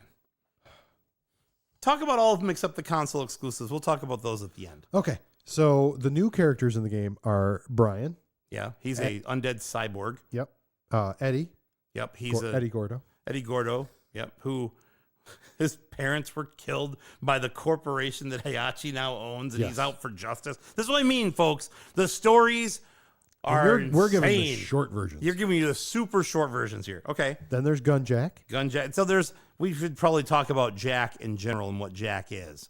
Jack is like a giant robot that's like a military robot, right? Yes. And there's Jack 2, there's Gun Jack. There's different versions of the Jack. Yes, there's basically just a big, muscly looking 1.0, robot. 2.0, Yeah. 2.5, whatever you want to say. But Yep. the Gun Jack was the Gun. version, yes. Yeah, and he's the one that does the unblockable, where Yes. it's literally an unblockable, where the more times that you spin the counterclockwise fashion, the longer he winds up and the more powerful it is. So he'll sit there and go 1, 2, 3, 4, 5, pow! Yep. I just want to yell pow tonight. I don't know what it is. I just want to That's scream. like the fourth time you've read I it. know. I'm I into love it. I'm into it. Love it. Okay. So there's yeah, Eddie, there's Gun Jack, there's Huarang. And he is a pain in the ass. He's kind of a pain in the ass in the game, I think. I like playing as him. Yes. But he's like a jujitsu kung fu kind of guy. Yep. Yeah, good. Then there is Jin. Mm-hmm. Jin. Doesn't matter. Keep going. Trying to remember his last name. And Juice. Yes, Jin and Juice. Julia. Yep. There's King too. You know, as opposed to regular King. King is a wrestler who wears a tiger head, Yes. who we love.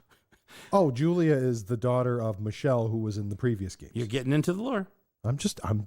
giving. Yeah, you're right. She's wearing the coonskin cap or whatever it is. You know. Yeah. And then Kuma 2. Kuma 2 is awesome. It's a giant bear. Yes. And then Kuma 2 has its own skin in this game, which is it's a costume swap. It's a completely different character, and that character's name is I don't know. Panda. Oh yeah. You know Panda. I couldn't remember. And you fight. This is the character that knew it was a Yes, panda. his name is Panda, and he is the pet of the last character. We'll get to that. Yes. But the Kuma is the character that will turn around and sit on the ground and fart at you. Yes. And go. It's Then pretty there, funny. then there is. This is the son of martial law, Yes. right? Yes. So yes, the Bruce Lee of the I group. think Forest Law is his name. Forest Law is his name. Yes. And then Mokujin. yep, Mokujin. Wait, that's the wood dude, right? Yeah, he's the tree guy. He's like the. He's like a fighting dummy, basically. He looks like a tree. Yeah, but made of wood. Yeah. Yes. Like an old karate fighting dummy. Like if you watch Karate Kid or whatever, and they're fighting, they got the wire frame with the wood board arms and Yeah. face and all that. The same thing. Then there's Ogre, who is the Penultimate boss. yes. Then there's the Panda. palette swap, which is Panda. Yep. Then there's Tiger, which is the palette swap of Eddie. Yep. He And- looks like if you ever played Interstate 76 back in the day, he looks like he was in the Mod Squad. He's Eddie, but with an afro and platform shoes and bell bottoms. Yes. That's what he looks like. Then So- there's True Ogre, which is the Boss. Yes. He's the big boy that what Ogre becomes. And Ogre's the asshole of this game. Yes. He's the boss who's killing everybody and pissing everybody off, and that's who they're out to get. yep. And then there is Ling Zhao Yu. Ling Zhao Yu, and her pet is Panda. Panda. And of course, I found this out today. We talked about how you can unlock them beating the games for a specific number of times. You can also unlock them by playing a specific number of times with a character, but you also can unlock things like Ling's a schoolgirl outfit. You play with Ling 50 times, and then you go do some schoolgirl outfit. What are the odds? Yeah. Anyway, Odd and creepy at the same time. moving on. So yeah. Man, And then with those characters, I'm not going to go into how many times to unlock. no, you want to But know that you have stuff? 1, 2, Send us a message. We'll tell you. 3, 4, 5, 6, 7, 8 of them they have to be unlocked. They are not default characters in the game. Now let's talk about the 2 console exclusives. Yes. This was in 98 now. Yes. Okay, it's 98 and on. On the console exclusive for the PlayStation, there are 2 characters you can unlock that are not a part of the arcade. Yep. Who are those characters, Jay? One is, I always say his name wrong, Dr. Boskanovich. I don't know. I think I might have got it right. Dr. Boskanovich. That's like Boskovanovich or something, yeah. And he's actually the doctor that made Yoshimitsu. Yes, and you can only unlock him, play the, whatever it's called, Tekken Ball. Yeah. And we'll get to that mode in a minute and what that is. But you got to beat, no, I take that back. That's the other character. To be the doctor, you have to finish Tekken Force 4 times. Yes, And we'll yes, get to you're what that right, mode you're is. There are so many modes in this game, too. This is why we cannot spend all night. On the PlayStation. Yes. So not in the arcade. No, It came out in 'cause you don't- 1997. The 97 arcade, Yeah. just like episode 97. Yep. You guys read me? I think you do. Okay. Then the other character is gone. Gone. Guest star from another, like some manga series or something I read. I don't know much about Gone. Yes. And he is a little tiny orange dragon with boxing gloves. Who also farts at you. Yes. And shoots fireballs and shit. Looks like, I can't remember the kangaroo's name. There was a kangaroo in Tekken 2 that was a boxer. Rue. No. Kangaroo. I'm going to have to look that up in a second. But Jack. I'll do that while you're explaining the different modes Oh my God. of the game. Okay. I got plenty of time Jeez, now. you got all day. There are, let me count this. 1, 2, 3, 4, 5, 6, 7, 8, 9. Well, I won't count the last one. We'll say 8 modes, okay? There's the arcade mode, which is just you versus the computer trying to defeat the game and beat Ogre and True Ogre and getting the ending. And the more times you do that with more different characters, the more characters you unlock, right? Then there's the versus. That's just player versus player, 2 people choose their character, they fight, best of 3 rounds, right? Or whatever it is. I guess you could do best of 1 as well. Like you could do a 1-1, win 1 or win 2, right? Yeah. Then shit. Was it Roger Jr.? Is that right? Roger, yeah. Thank John. Team battle, you can choose up to teams each other in like this match where you I picked 1/3 of the characters. I also picked 1/3 of the characters. And then you fight until somebody has defeated all 8 characters. But it can be 2 versus 2, 3 versus 3, all the way up to 8 versus 8. And if you do it against the computer, you don't know what 8 they got. You don't know what 8 they picked. When you choose your 8, you don't know which ones they chose. Then there's the time attack. This is where you're trying to beat all the stages of the game and beat the game as quickly as you can, and it keeps track of how much time in game you fought. And there's, I don't know, whatever, records. What are you reading? What are you're thinking about something there? Oh, no, I was just looking. I read how to get, so Gone, you have to beat him in Tekken Ball. Yeah, I'm going to get to those things right now. Okay. Force and, yeah, we were going back and forth between Dr. Boskanovich and Gone. Yep, but they're all right here. We're getting to that right now. Okay, good. So then there's survival mode. And that is how many fighters you can defeat with a single bar of health. So them completely. And if you do, you get a little health back, I think. And then you fight the next person, and you're trying to see how many you can beat in a row. Now, if you set the record, one of the 2 ways that you can unlock Gone is to set the record for survival and then put your name in, because you get to put your initials in, right? Yeah. Like I did with the Donkey Kong machine at Hardwired Arcade, because you know why. Anyway, I just love being arrogant sometimes, you know why. That's right. But if you put your name in as Gone, G-O-N, you will unlock Gone as a playable character by getting the top score in the survival, like having survived the most people. Now, Tekken Force. Actually, no, I'm going to do Tekken Ball first, because that's the one that you also can unlock Gone.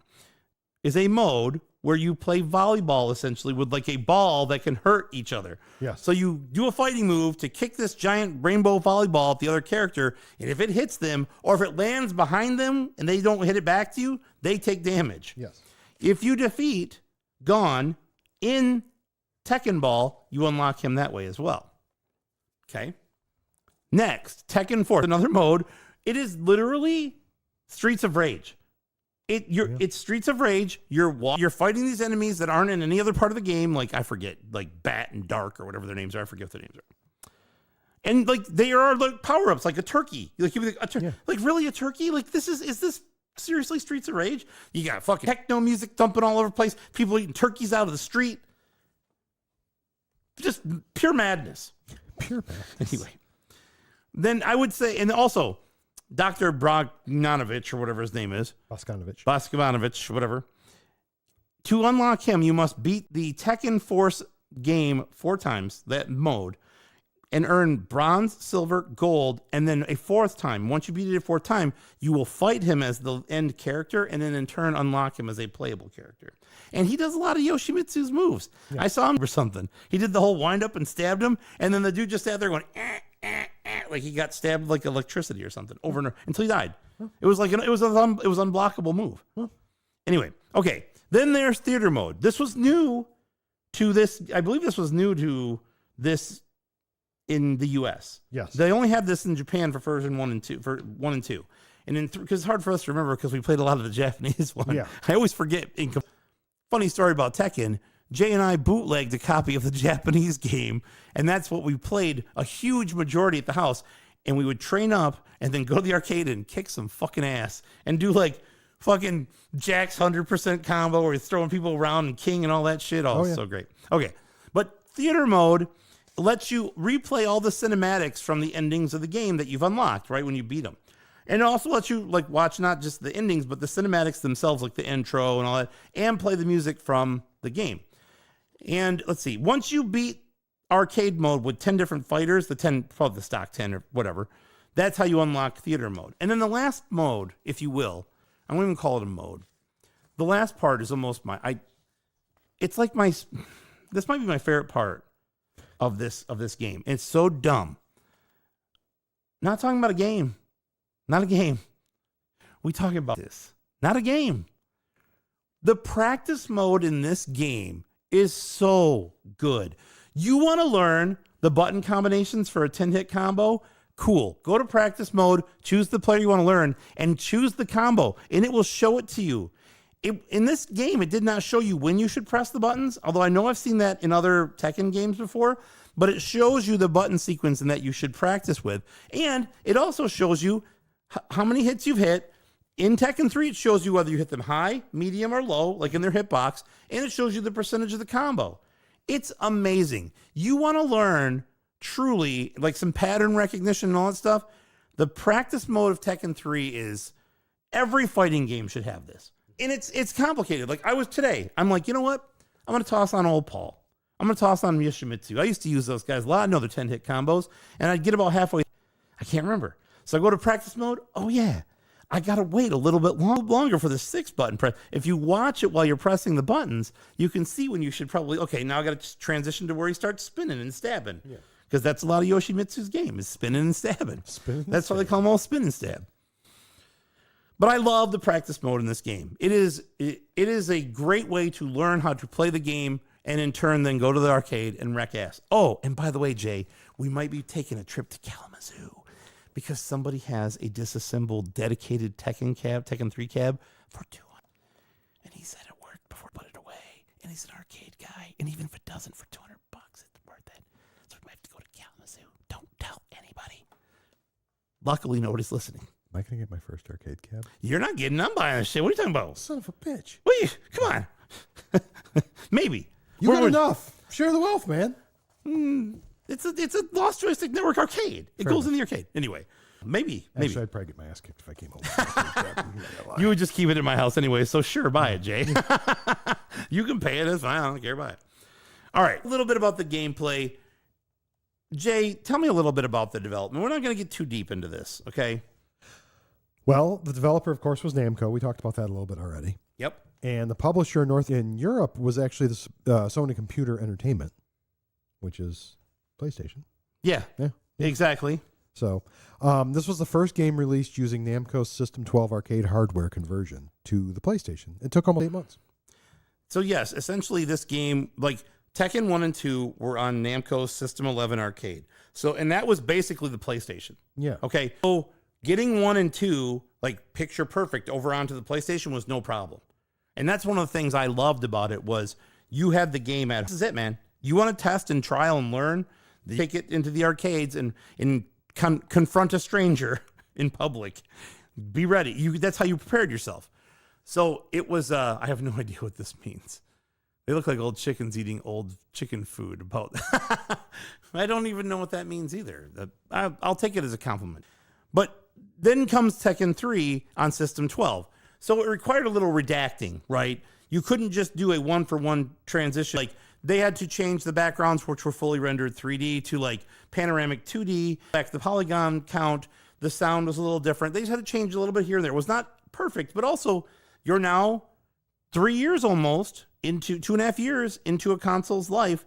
You're trying to take the most modern platform you have and squeeze it into that, right? So I can see where you might have had some challenges, and it took them a little bit longer than usual to do it. So, which, if you compare these two games, or compare this to the original Tekken, it's literal leaps and bounds. It looks different. 1,000,000 times better. Yes. It's just not as good as the arcade, whereas 1 and 2 are almost, they're very close.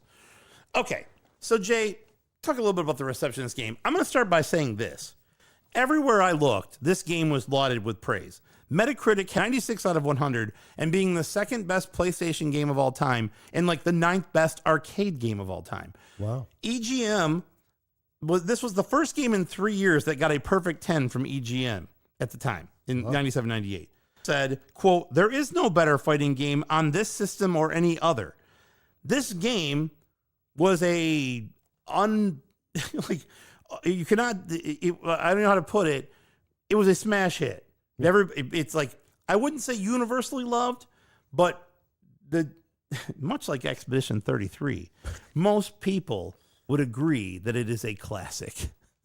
Okay, so now we got a little trivia here for you, Jay. Oh boy! All right, how many copies of Tekken 3 sold worldwide, and follow up to that, how many sold on the launch in Japan?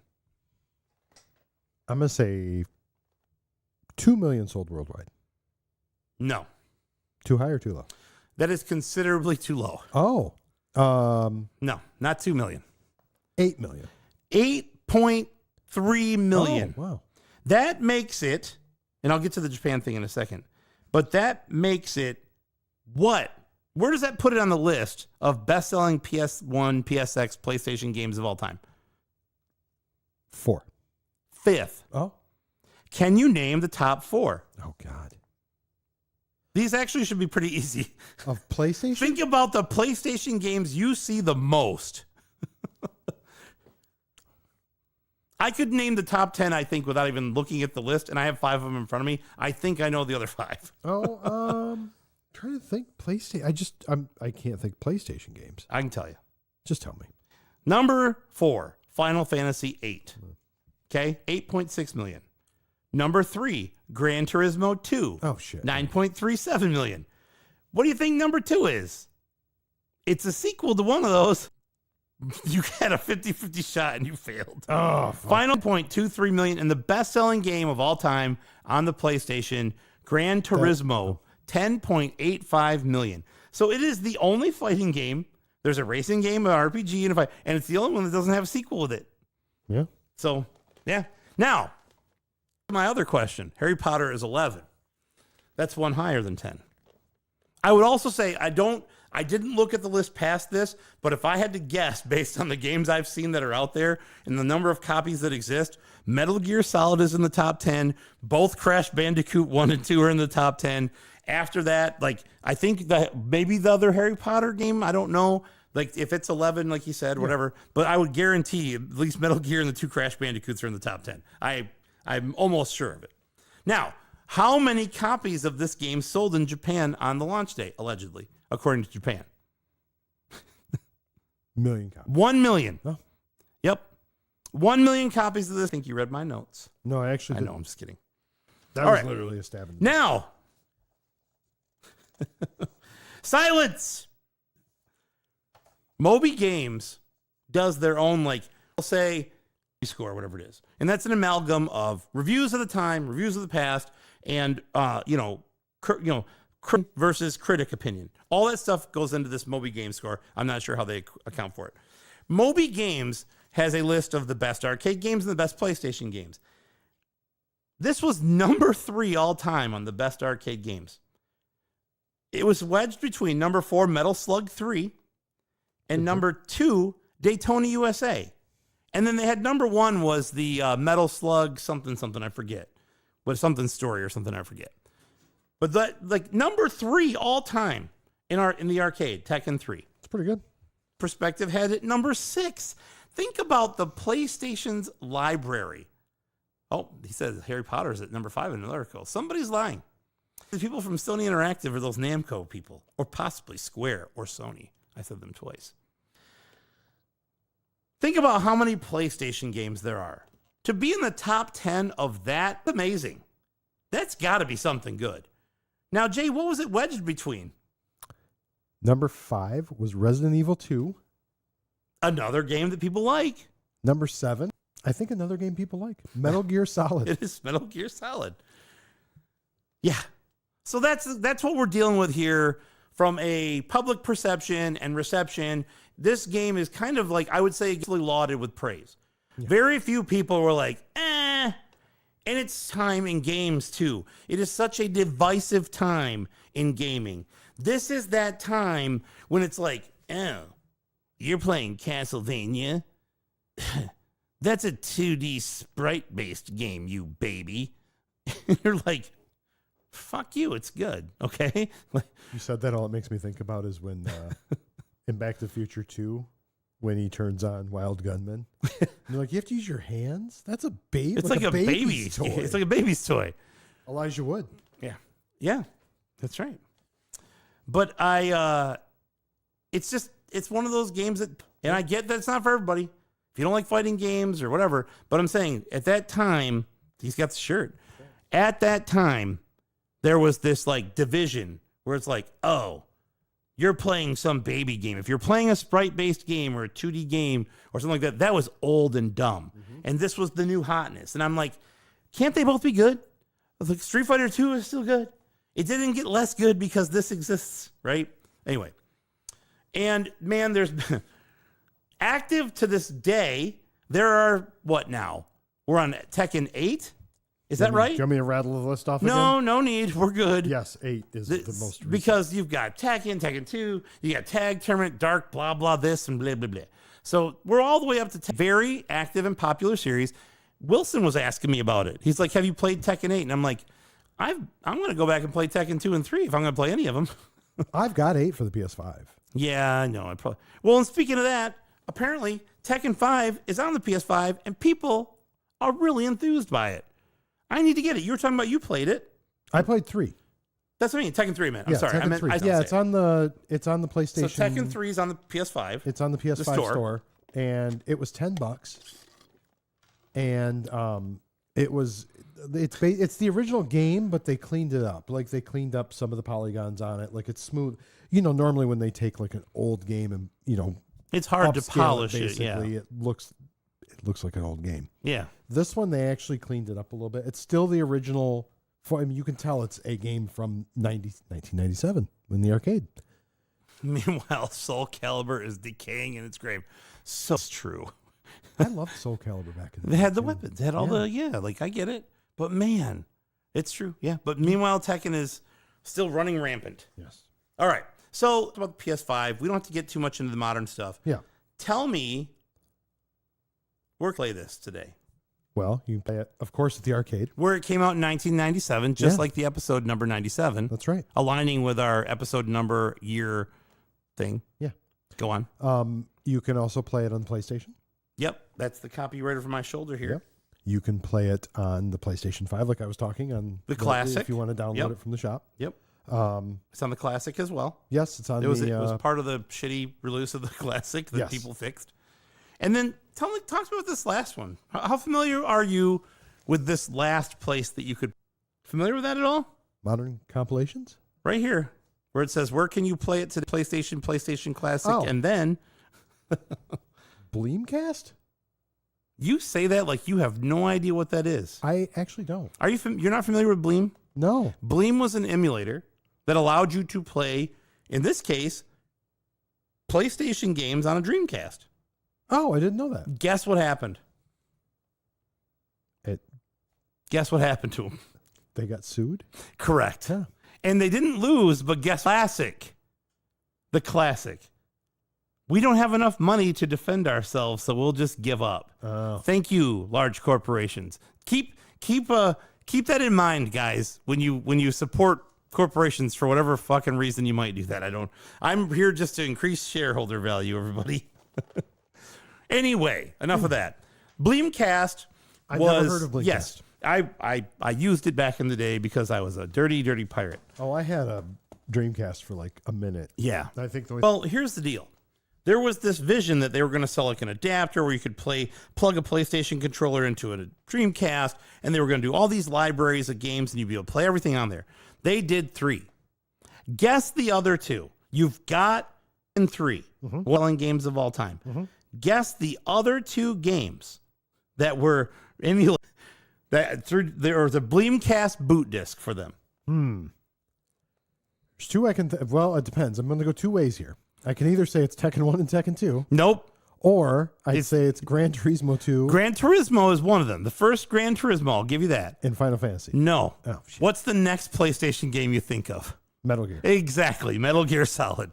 Those are the 3 games, and I believe you can still find these out there today. Bleemcast you could find, and it would work on your Dreamcast to play these games as on your Dreamcast. Well, I need to get a Dreamcast and get Bleemcast and play Tekken 3. Or I could pay the $10 and download it to my PlayStation. Or I could give you one of the 10 PlayStations that I have that work. Fair enough. And you could maybe find a copy of this game. We'll talk about that too. Yeah. I remember Daytona, I think. That was a Sega game. Was it? Yeah. Melekiliki Mako is a thing to say. Now, it is time for the LJN game ratings. I'm going to start by saying this. There is no review from Sashimi Z. I wish there was, because I'd really like their thoughts on this one, but maybe get them eventually. I thought I gave them ample time this time. It happens. We're all busy. Time of year, jobs, you know.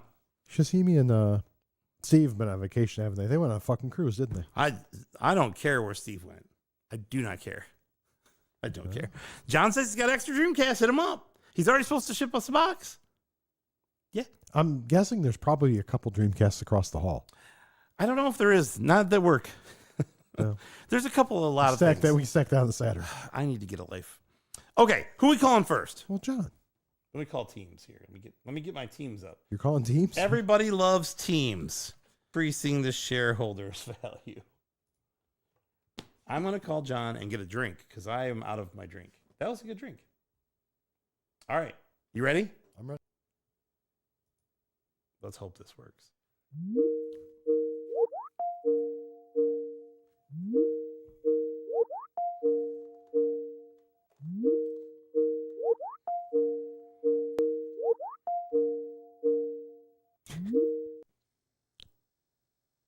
Hello.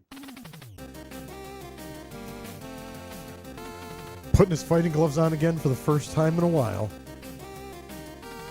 The toughest guy from Kansas City joining the Iron Fist tournament. Mr. Famicom Box himself, so that's what Tyler says I have to call him. Retro game enthusiast, John Young. The toughest guy around, wearing fighting gloves and drinking Mr. Pibb. John, how are you, sir? Why'd you drop out making pop so soon? Hello? John? Is this thing on? He's muted. John, unmute yourself. John, you've muted yourself. There must be some hijinks going on. He probably doesn't want anybody to hear his dog barking on this conference call. Oh. Yeah. I can. How are you? Everything Good. going okay? Do you need a call Yeah, back? yeah, if you want. No, I got these new headphones, and it's they have the beautiful feature of touching the side of it does something, and apparently it mutes. Muting. Yeah, I need to figure out how to turn them off. They were like super expensive headphones that were like $300 off. So I either bought underpriced, overpriced headphones, or whatever. But I think I can turn it off. Don't turn your head certain ways too quickly, or tap your finger and your middle finger and your thumb together. Hand gestures. Don't do them. Don't just. You just need to sit still and look straight Sit ahead still, put for your the hands on your duration lap. of the call. You joke, but my AirPods, if I like pushed on one of those the wrong way, it would send this super high pitch sound Mine does into the my same one thing. good ear. Yes. Yeah. It goes. I think we talked about this. If you turn Yeah, we off did. all the like noise canceling nonsense, but I just decided to spend for over the ear headphones. Anyway, yeah. What's going on, guys? Not much. What's going on with you? How you been? Pretty good. Nothing too crazy. Life been kind of nuts. We got a bunch of snow in Kansas City, and by a bunch of snow, I mean like 5 inches. Oh, that's more than we But- got. Not much. That's about what we got. Yeah. And then we're getting hit tonight too. Yeah. Oof. Well, it's melting here. So, and we got some digital picture frames for the family. No, they're not going to find out about it. But we're going to do the give everybody a digital picture frame so we don't have to like be Instagram friends anymore. Oh, nice. Here you go. Leave me alone. I'm really concerned that either my mom is going to just post all of her photos, you know what I mean? Like, I can see everything that's going on. Or it's just going to be me late night, like, they want more cat photos. Let's see what ChatGPT thinks this photo looks like. I like the idea that I in my head, I have this idea, like, you know, like you take a picture and it goes into like iCloud or like you back up or whatever. Your mom's doesn't automatically back up to Instagram. Like every picture she takes, it just immediately creates a post, and then ChatGPT creates hashtags for it. Not a horrible idea. Yeah, well, No, other than that, Kosh and I were supposed to build some benches on our back deck, and then I got overzealous and decided to tear it down to the frame and rebuild it because we had some extra wood. So that was a fun you've weekend. always got extra wood sure. laying around. Yeah, well, tell me about it. No, this you go into Home Depot and you find all that discount wood. Oh yeah. Yes, That's how they get you. The twisty kind. Yeah. It's got all the crooked Yeah. wood. what do they call it? Peyronie's disease? That wood has Peyronie's disease. Oh yeah, with the carrot. Don't look that up, folks. And Yeah. also, don't ask me why I know what it is. Anyway, It was, no, we don't need to talk about it. There was a lot of like, so I bought like some 12s that were like 15 foot long that were like shitty wood, so you just have to cut them up.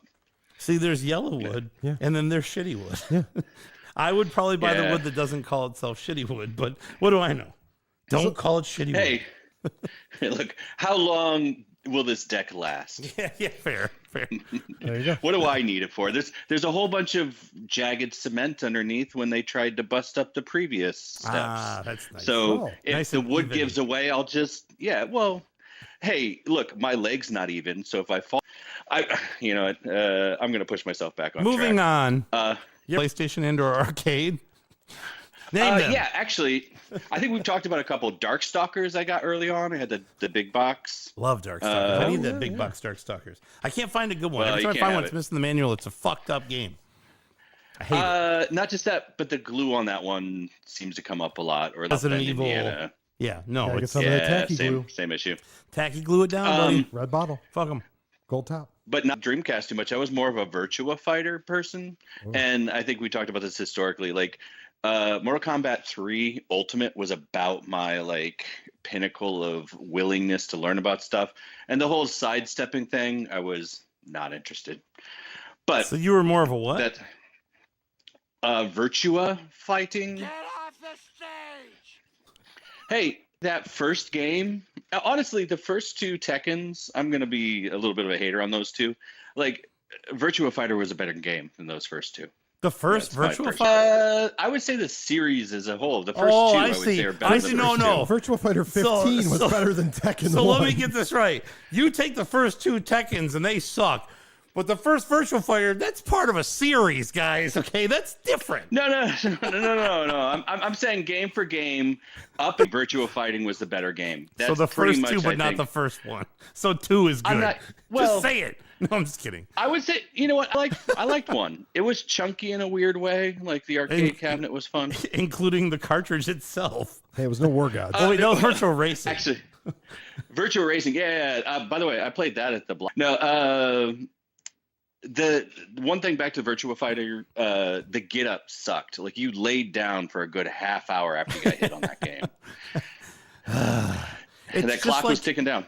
It's just like in Expedition 33 when you're trying to climb and you first start to climb and it's very slow and you're like, please just go. Why faster? Lune? So the defense would like to present their case right now of getting yelled at because I dragged John's conversation out too long. Michael, I was Pitts, gonna not even- ladies and gentlemen. I was gonna say Mike even took it like one past tangent where I was at. No, so get back on track. Tekken. Which one? By Tekken 3, I was out. It was over for I you? didn't want to learn. It was over for me. Like I didn't want to learn new content. Expensive to go into the arcades because like the other thing, the Aladdin's Castle. I think this was a $1.25 game or something crazy. Oh. So See, we You live in were a ripped off. we live in a socioeconomically depressed area though. So like it was a quarter for us. Yeah. Or Have usually you they would been look to at us South and go, you Bend, know what, you can Indiana? play for free. Actually, my buddy Tim worked there at the arcade, so I'd go in during the day and he'd open it up and just And that's start flipping credits. And then he Which showed me is- how to do it. He's like, dude, Yeah, there's that. Yeah. We were ripping off. Do you want to Aladdin's brag some Castle. more? Or can I keep going? I don't no, know. go ahead. No, we just drove that company out of business, but that's fine. Go ahead. Well, Nice I going, did. Jay. As a quick aside, I think it may have been Robbie who was going through and buying some old arcade tokens at some point. So I did a little bit of that. I got some Aladdin castles. Nice. Yeah. But no, so like I missed this one. My brother actually got really heavy into Tekken 5, whatever the starts That with was a a D. big one.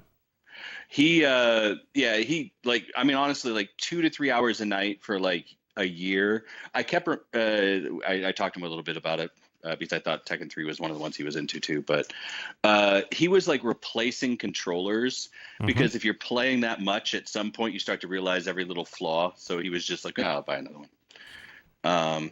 So if you think between the two of us which one has more of an addictive personality, you can probably figure out which. Well, I So- don't know. I've also heard about your video game collection, so who knows? Well, yeah, but I don't spend as much time with it as he does. He also did like 3 yeah. months of Final Fantasy 11 in the first year of college. How many hours do you think you spent this year cleaning Famicom carts? Shut up. Do you think it'd be more or less hours than some people would have put Shut in up. V3? Yeah, shut Ben, up. mute that. Moving on. Talk. What is this Tekken 3 game we're talking? Stay on subject, damn it. Sir, I paid for these mics. Sorry. Is that a we're reference all people here get? because of me, folks. Do as I Anyway. say. Anyway, go ahead. I'm kidding. Reagan. No. No, so that being said, so going into this was kind of an interesting experience because I have not played a ton of fighting games. I've been really wanting to pick up that Mortal Kombat 3 because that's the same group that's done all the amazing like collections, digital something or another, I think. I don't know. I So- heard bad stuff. Really? Yeah, don't talk to Robbie. I heard he'll talk. Well, to Robbie. yeah, okay, all right. Anyway, go ahead. Go ahead. Tekken 3, everybody. Tekken 3. Expedition 33. I mean, Tekken 3. Go ahead. Same thing. The sidestep bothers me. And getting some of the good. I would say it's an underutilized tactic, I'd say. It's not a. Well- I don't think it was super popular. Go ahead. It's not even that. I think it also like it's just not part of my wheelhouse, and I wasn't gonna for this show. Like like all right, I'm gonna dig deep into like Yes. how to utilize this effectively. So what I did was I used Jin, and he was far easier than any of the other characters try to use, so I just kept using him. That being said, the music for this game amazing. Yeah. Like I was like, all right, another solid track, which is pretty like smart for a game that you're going to spend that much time. You want to hype somebody up. You want to keep that like kind of feeling going. They said part of what I read about this is that there was a little bit of controversy as it related to the music because the composer wanted to use the big beat style of music, which had never really been used. This is a slower version somehow, if you listen to it, than the songs in Tekken 1 and 2, right? So it's like this big like boom, boom, fast as the music in 1 and 2. Yeah. And the developer was like, no, we don't want to do that. And then he did it anyway. And then there was some criticism about how it wasn't as good as Virtua Fighter 3 or whatever it was. And then, Well, the that's guy true. was like, That's true. see? And he's like, yeah, well, fuck off. Anyway, sorry. To the music and kind of like to like the cutscenes and stuff. This has the best late '90s vibe for Just you somebody who's wait. well. Let me talk to you a little bit about the music, John. I got you here. I got a captive all right, audience. all right. Let me tell you a little bit about the vibe of the 90s, okay? Did you know? Here's a fun fact about Tekken 3. Did you know that Tekken 3 was mentioned in a song in the late 90s and early 2000s? It was? Hip hop. No, but you'd think so. I'm going to give you the I'm going to play Late '90s, early aughts. I'm going to play Good. for everybody here as John's on the phone because we're talking about the music stuff. I'm going to play you the band, a clip of the song of the band that did it, because you'll know that song. And then I'm going to play the song itself. Are you ready? Is it Crazy Town Firefly? Okay, go It ahead. might as well be, because this Yeah. is what it sounds like. You ready? Okay. Eiffel 35, Blue. I No, who that? Eiffel Whatever. Who is that? 65? You can Yeah, get yeah, all no, I of don't know who today's that hits is. on one compact disc. That's what every time I hear this song, all I can think You of gotta, is do, like, you gotta do Nobody Plays 2000s, you sell 19, yeah. like the Warthog. I had no idea that it had words other than blue in it. And by the way, What's my up, buddy, Steve? my buddy was Yeah. an exchange student in Norway. He came back with that song like 3 months before anybody else and loved it. It was the longest summer of my life, just between him playing. The Italian my. techno Europop group Eiffel 65's hit Blue, which literally every time I play it, all I can think of is all these hits on one CD. 1995 to P.O. Box 372. Wherever that always was. For Tacoma, easy Arizona. payments. Oh, Yeah. great. Now we're selling CDs Yes. on the show, Mike. People just want to First listen to 10 the CDs, show. one Time to lock it in and rip them out. Now, I'm going to play for you. They did a song called My Console on the same record. I found this out today. Okay. And man, be ready. This is a little long, okay? I'm going to let it ride. This is a little long. Stu just got kicked out of the game, by the way. Here we go.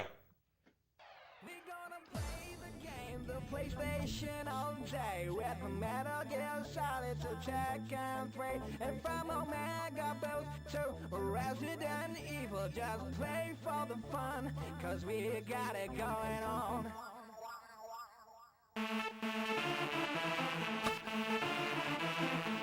Now, every time I hear music like this, all I can hear is this in my head.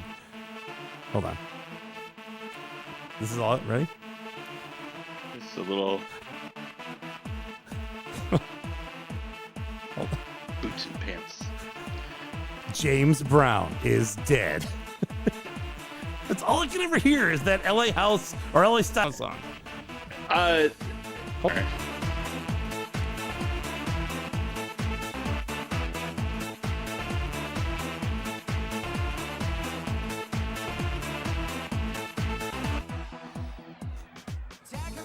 Oh, Tekken 3. Metal Gear Solid. This is a song on an album. Can we make this our intro music? It gets so much worse. They start to spell the word PlayStation over and over and over. Why is he so... It's so house. So bad. It's so bad. I had to ask Jay today. I said, Jay, I'm gonna tell you a band name. Tell me if you know who they are or not. And I said Eiffel 65. He said, I have no idea who that is. I said, you passed. Then I played the song. He's like, yes, I do know this song. It's horrible. Okay, sorry. No, it's two quick asides. And one, he's got like almost like a Humpty Hump almost kind of like twang to his voice. Shock G, baby. And then it's got a little bit of that like what was it? The not 48 Hours, but the other one. Delirious? No. Beverly Hills Cop? No. Hills Cop. Beverly Hills Cop. Because they had that synthy like dun dun. The dun, Glenn dun, Fry. dun. Axel. Axel Yeah. F. Yeah. Or Yeah. it also sounds like this. So That's right. All the hits you love in one place. all right. So One CD or two cassettes. I think we got to wrap this up eventually, guys. Let's, What did you think of Tekken 3, John? Let's circle back. I don't like that you guys are doing this to me because I got to be the one that's got to like act like the responsible John's adult. like, okay, I gotta go. That's right. I flipped the script on you. Or script. Yeah, well, literally, I would have to write a script now. No, so just quick step back. As a game in general, I actually had a lot of fun. There's a lot of different options for play mode. I didn't even get into the volleyball one, but it was actually, that's the kind of thing that once you understand movesets, I could see being a lot of fun. Yeah. And I would have told you to this point that I hadn't played Tekken 3, like historically, but that stupid, I can't remember what it's called, but it was like the one where you're like, it's like the side-scrolling beat 'em up that's kind of added. Like it's like a last, Yeah, the it battle. seems like a The Tekken yeah, battle. Force. kind of Tekken fun. Force, whatever. Yeah, Force. Yeah, it reminded me of Contra Force. Yeah, good call. So yeah, Tekken Force. Tetris Tiger, Force, yes. Tiger Wolf Force. Got Yes, it. that's a Tiger Woods Force Wolf. Yeah, but no, like I had fun. This is also one of those games that it's like. So here's you'd mentioned like, well, there's an argument that the newest Smash Brothers is maybe a bigger, more like kind of robust like game. Mm-hmm. I just don't like that game because I didn't have the Clev man's like college experience. I Right. never had the college friends playing Smash pushy and a little too like ADD for any interest of mine. But like I can see where like all they put into this like version of the game and all the additional pieces, I think there's a lot of fun aspects to it. It seems like it's well balanced in a broken PS1 kind of way. And then kind of to Jay's point earlier, like the aesthetic, like it looks like a PS2 game compared to like the first, Virtua Fire, let's use it as an example. No, I mean, like, it graphically looks really good for a PS1 game, right? It does. No, it's you're right in the sweet spot of like now you're to the point where it's like we can't do exactly what's in the arcade. You've outgrown that, right? But Right. the hardware has been outgrown, but you're redacting it enough, and it's still fitting in, and it's not like slowing down or anything, and it looks phenomenal. I was shocked at how good it looked on the PlayStation. You know what I mean? Like, because if you even compare it to something like Metal Gear Solid's a little mushy looking. It's a little fuzzy. You know, it's not. Go play it again. You know what I mean? Like, Yeah, the clipping of the polygons wasn't as bad as what a lot of those other games are. I think it did seem like the hitboxes were a little, so maybe that was part of the trade-off. That is definitely something that people have made a point of. Like, hey, it's kind of hard to. Yeah. Anyway, I do love grabbing somebody and being nowhere near, but still like pulling it off. There's something nice about that. Yep, I do it all the time. Well, I get it. He's a very grabbable person. So this game, like, I if my brother came to town, I think I'd want to play it with him, and I think we'd have a lot of fun. And there's enough game mode options that seem like they have enough fun gameplay. I think I'd have fun. I'd go with. I don't know how controversial this will be. I'm going to go with a 4.0, even with how I was talking it up. And here's my reasoning. Wow. I think there's a lot of people that... That's what I said first. I said 4.0 first. Then you started to talk. I was okay. I think there's a lot of people that can just skip this one. Yeah. Like, I'm not saying... like it. So if you need to play a fighting game, I'd push you towards maybe Mortal Kombat 3. Maybe even some of the more unless you like fighting games, this Darkstalkers 3, Third Strike, I was going to Alpha say 2. a very specific those are good. 14-year-old boy. That game is interesting. Yeah. Yeah. But no. I just think there's enough there that I can see people not liking. And then I don't know how well balanced all the characters and stuff are. Like, I think some of them are definitely more powerful than others, and there's like a consensus of what, like Jin is generally considered one of the best characters, right? From a speed, reach, all that stuff. Like there are definitely like some characters that give you a very big advantage, right? And that you can do things within the game, like you said. Whatever. Like those broken things in a early 3D fighter where it's like, well, I can just juggle you to death. You know what I mean? Like that type of stuff that you can get away with a little bit in this game, but not as much, right, as you used to be able to. So anyway. And that's the controls are probably the second thing that brings it down, and part of the reason why I think that it wasn't a phenomenal game. But also think about the timing of this, like 97, that's pretty close to Mario 64, right? It's the year after, so so people don't have like we don't know how to do 3D like movement yet. And I think it's not a bad like an attempt. It's still fun. The controls could be better, far from the worst controls of the time. Yeah. All right. Well, 4.0. Nice. Well, John, we made it, guys, to the end of my review. we did. Finally. So you got anything coming up? Christmas. Yeah. Kosh Night. So it's funny, my company does, because Christmas falls on a Thursday, we're getting the day after Christmas off. And so Kosh and I are both taking Wednesday off because day off. And I'm just like, well, it'd be silly for us to like cross over. We're going to build some benches with a couple of cat hotel situations in them for the winter. The Perona. And there is some sort of nerd fest coming up here in Kansas City, which is the two guys that spun off from KC Retro. So I think there's a bit of a rivalry situation going there. Yeah, other than that, nothing crazy coming up. I'm looking forward to not being busy all the time. We're looking forward to that for you. Yes. Thanks. All right. So, John, where can they find you? Retro Game Enthusiast on the Instagrams. They're in the Discords. I posted a pizza recently. Doesn't look like one of my best, but definitely tastes like one of my best. The secret was a ton of mushrooms in a middle layer with butter and garlic on those mushrooms. Pass. Chopped pretty fine. Just a little meaty layer. Yeah, I can't do the mushrooms either, John. All Sorry. right, see you later. I want to appreciate that. All I right. can't. If you would have said like jalapenos, You know what? We can work something out. Music. Let's get this mushroom guy out of here. Yeah. No, that's a great end to the whole review. Perfect ending. it is. All Well, right. John, Later, as guys. always, it's good talking to you, bud. We'll talk to you soon. See you, bud. Yep. Bye. He is the true champion of the King of Iron Fist tournaments. Mr. Famicom Box himself, that's what Tyler says I have to call him, retro game enthusiast, John Young.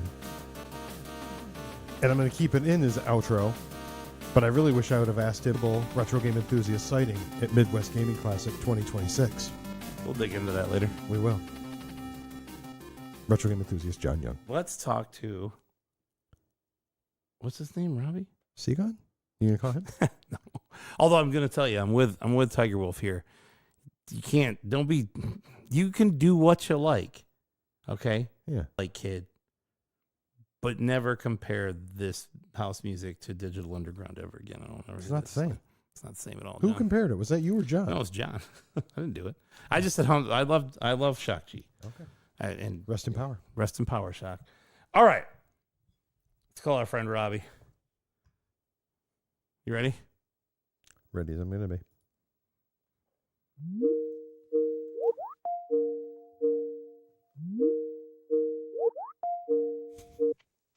Hello.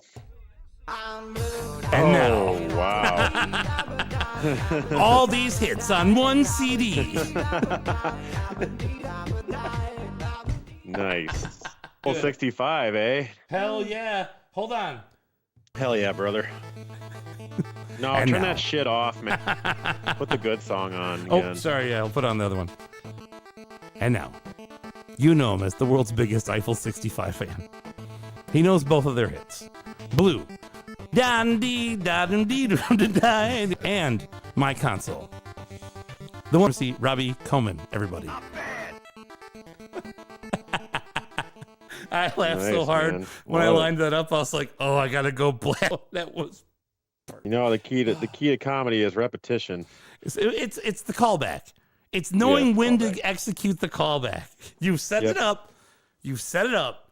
Now it's just you've put it on the tee. All you gotta do is blast it over the fence. Don't miss. Just know when to swing. Oh, that was so Yep. good. That was a hit in the chat. That's for sure. How you doing, sure. buddy? I'm all right, man. Good. Just doing some nerd stuff over here while waiting for you guys to call me. Oh my god. That's surprising. You were doing nerd stuff. Hold on. What? Yeah, nerd Were you stuff. soldering Oh, or were you arguing with somebody on the internet?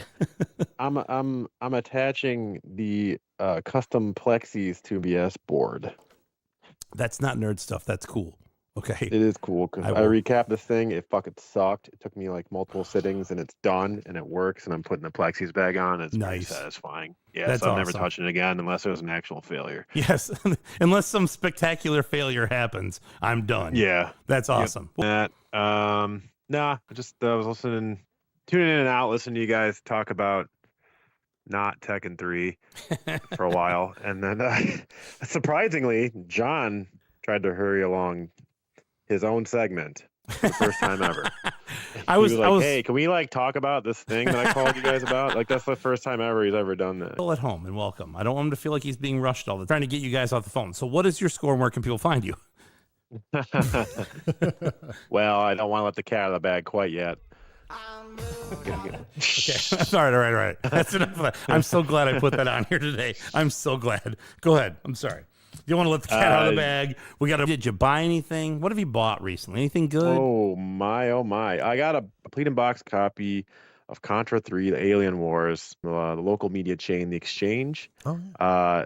Traded in a bunch of move at cons and basically chopped a giant leg off of it and walked home with it for $66. It's a mint copy. Nice. I was pretty happy that, and it's not the Majesco version. It's the nice Let I me would ask never you buy this. the Majesco version, but it's the No. nice regular Japanese one. Let me ask you this. Do you need a copy for the Contra Adventure on PS1? Manual only. Contra Adventure? Yeah. Just say no. We You can mean move on. You mean Contra Legacy of War? No, the Contra Adventure. Don't even know what that is, but Well, I have the manual for it. don't need it, I guess, because I don't even know what that is. Well, I guess you're going to have to look into that. Sorry. right. I got that, and then I got a completed box copy of Burger Time Deluxe on the original black and white Game Boy. Nice. Great game for anybody who's a puzzle game enthusiast for handhelds. I do love It's like- Burger Time. It's one of the it's games like I always the play Don- when I go to an arcade. I love it. It's like the Donkey Kong 93 or whatever, where it's like a revised version of the original, and they just added a bunch of more levels. It's Okay. fun. If Yeah. you're into that kind of stuff, it's definitely worth checking out. I'll check it out. I'll dig that. I think that's all I really bought. I think I bought games out of my bin for a Thunder Force on Sega Saturn. I got to That's talk about to it. him. I got to talk to him. I've Yeah, got you have a yeah, I broken know. Saturn that you've had it for a year. I know. But I didn't want to do it in the first place. That's the problem. Yeah. I try to tell Yeah. people no, they give me the stuff anyway, and then I'm like, I'll get to it when I get to it. And they understand that, but I'm just like, I don't need more stuff laying around. Help me, please. Yeah. But you want to be good for, but also you're like, I can't, I'm Mm-hmm. not going to have time to do it. I'll get to it when I can. But then, anyway, so enough about that. Yeah. Did you play I think that's about all I bought. I can't remember. any other maybe fighting games for the PlayStation 1? One of the best ones ever considered? No, Many? no, I did not. I did not buy that specific fighting game for the PlayStation, nor would I ever. I feel like Robbie that might have game held true for to the the PlayStation. title of the game or the episode and went straight to What? the arcade for episode 97 and Yeah. played the arcade did. version of Tekken 3. Because It was released have- 7. It was episode we have 97. we have the board that I specifically bought off of that guy that I always sell boards for. He just had one in his stash, so I bought it for the arcade. Nice. And I will say, if anyone out there in the world wants to own one of these, you must recap it immediately, because ours started to leak out after like 2 weeks and killed the whole sound circuit. And then I had to have like a serious repair done to it. It's just like those little tin can caps. It's like on a Sega CD or like a what do you call it? The handheld Turbo Express. Yeah, The stuff like Express, the Surface little- mount the little- caps. the little SMD Surface. Yeah, the Yep. ones that just leak. So you have The to do Game that. Gear. Let it be known, because I saw one or two leaking out, I just went and did the whole thing, because then I read online that it just egg on all those boards. Anyway, so we have that, and we have it set up in a head-to-head setup with two different candy Nice. cabs that are linked up, two Sega Blast Cities that a local just loaned us for free because he didn't want them in his house anymore and they're barely getting use. But they're set up, they're enjoyed by many. Excited when we put it on the floor. It's got like a little scene built around it now. They come out every Friday and they play Tekken 3. I don't get it because I'm not a big fan of the game. Tried to care. Like historically, my whole life, I always tried to like Tekken games. Sure. I would just like choose Yoshimitsu and spam the spin. And I never like, I wasn't like, I didn't hate the game. I didn't think it was terrible. Like I felt like I felt Virtua Fighter kind of sucked. And Jay and I had an experience when we were at Galloping Ghost at one time where we were like, oh, Virtua Fighter, let's play this. This game is awesome. Remember this game? And then we played it and we're like, oh boy, this is rough. Like the moon jumping that takes forever. Yes. Yeah, that was the to worst. land. We're not gonna talk about Virtua Fighter, but like that's an example of a rudimentary 3D fighting game. Tekken, the first one, I don't remember it that well, but I'm sure it's rudimentary. But I'm sure it seems like they figured out a lot more by the third iteration. They did. Um, They really did. so my problem with this game and 3D fighting games as a whole is this kind of pacing that they use. The pacing is sluggish. The pacing is slow. It feels like you're playing underwater. And in my opinion, fighting games, especially when you play them at a high level, are very precision and reflex based and fast paced. Yeah. And that is where 3D fighting games kind of lose me. I know it's a different control scheme, it's different mechanics, and there's a lot of dialogue combos, if I remember correctly. There are. I mean, there's a little bit of everything.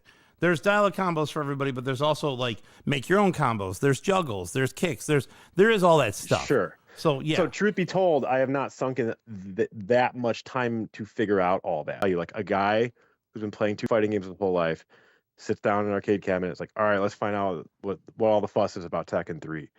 I play it. Fundamentally speaking, it does not feel good as a fighting game. Like intuitively, when you just start up, it just feels like you're mashing and things are happening and you don't know why. And I even had to look up some like moves for whatever character I chose. I think I chose the tiger with the high top sneakers on or something. I can't remember. King. King, right, King. I was like trying stuff. I was like, okay, moves are coming out, but it still doesn't feel like I have like a lot of control over what's going on in a fast-paced manner. I guess pacing's my biggest complaint. Okay. Again, not a bad game. It's just I understand that these types of fighters are just not for me. I play games like Street Fighter Third Strike, Ultimate Mortal Kombat 3, like Darkstalkers mentioned earlier. Capcom-based fighting games. They all have a very similar feel to them, so I'm very accustomed to that. What about Mortal Kombat 4? War Gods? Anything? Mortal Kombat 4 is not good. War Gods is not Robbie good and I either. fucked But up some would, War Gods last time I was in Chicago. Yeah, you got fucked honestly, up is a good way to put it. I would rather play War Gods than Tekken 3. I'm not even exaggerating. I'm not even trying to be a dick. It's just because they kept the pacing faster, like to match like a Mortal Kombat 4, like a Mortal Kombat game.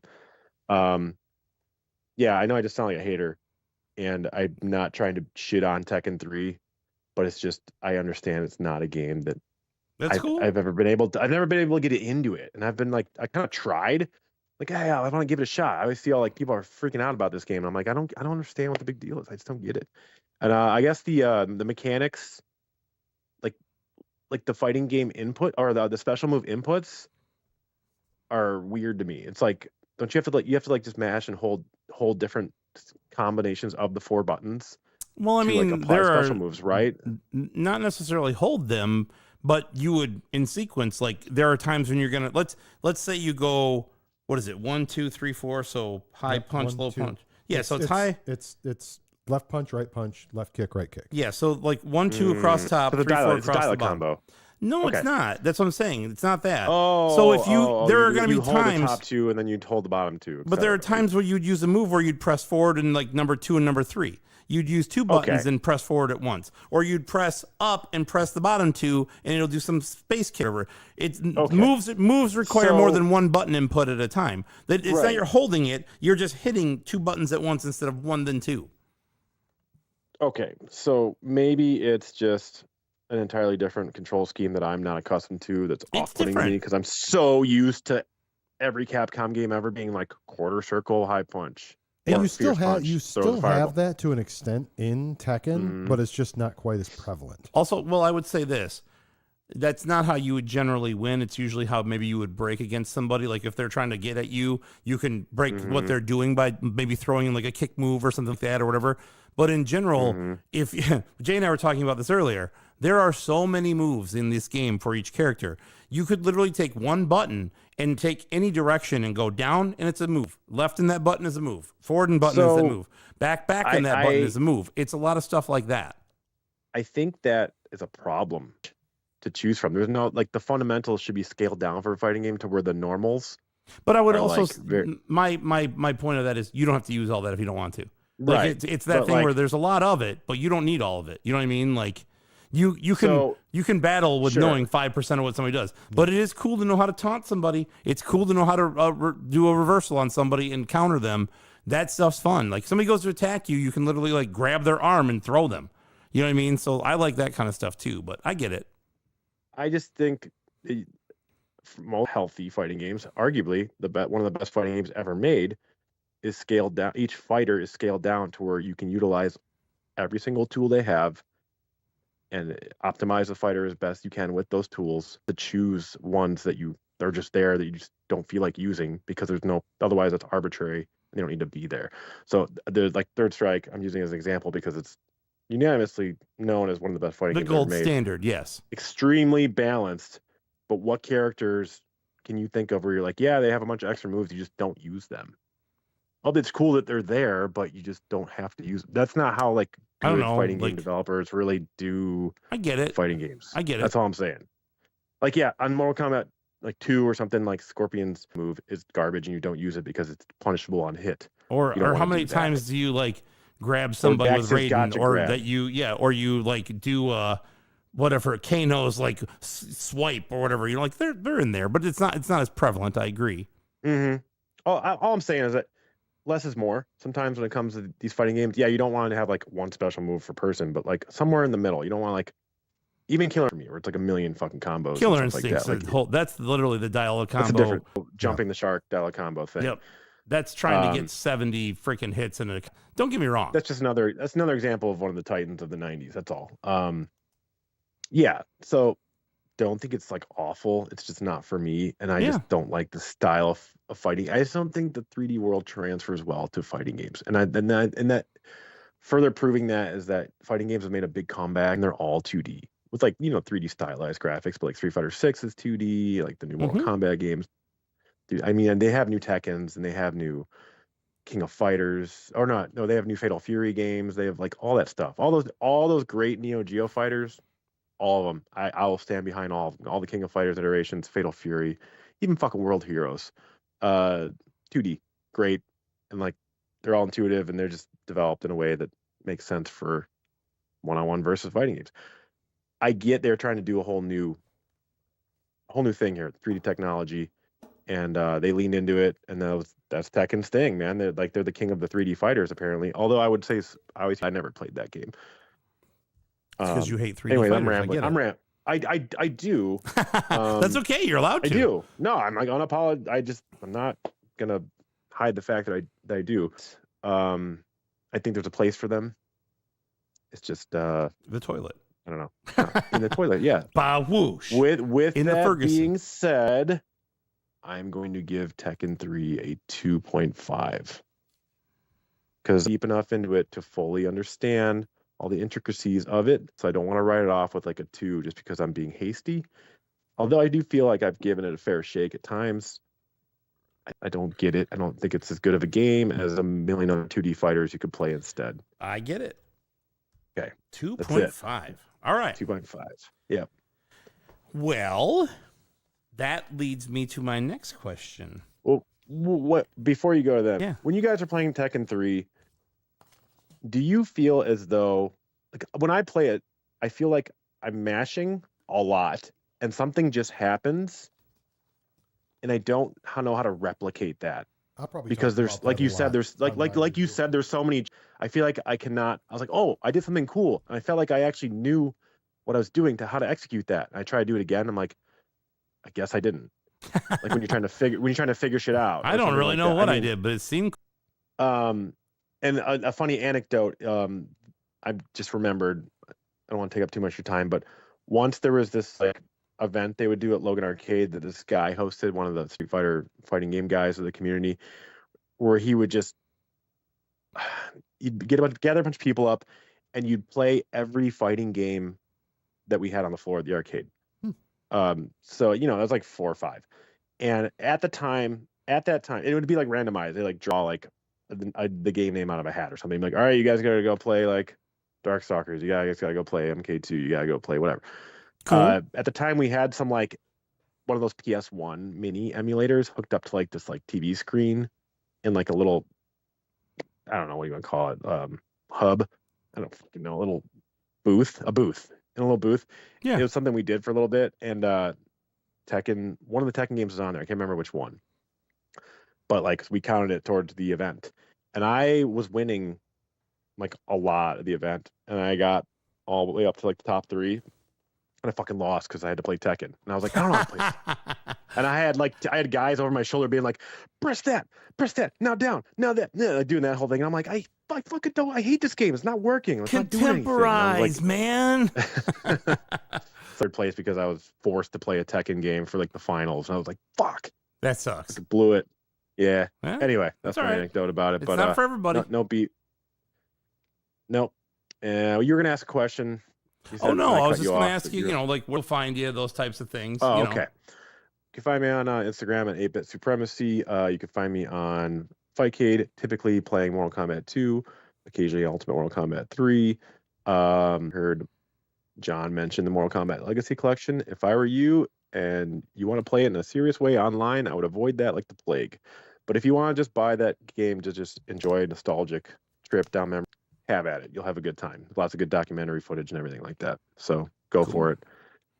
Anything coming up that we need to know about, or are we just settling in for Christmas? No. there's a vintage toy store in town called Toy de Jour. They're about blocks away from the Logan Arcade on Thornton Avenue. I can't remember the exact address, but Google will tell you where that is. They are doing a toy selling event with a bunch of like famous, or not famous, like just known toy guys that either like make their own independent toys or just resell vintage toys. Knows me by proxy through the arcade, and he just was like, "Hey, you want to sell some games?" For once, they're actually branching out to having like a Nice. selling event. So I'm gonna And be you're the guy. tabling there with all my stuff. I'm the guy, and it's only Oh, it's the best jeez, thing ever. okay. So and it's 1 p.m. to 6 p.m. So I can just mosey on over there in the afternoon with a few bins in my van. And that's at 2532 West Fullerton Avenue, Chicago, Illinois. Thanks. You're welcome. Thanks, Jay. Yeah, I got 1 you. p.m. Come on out.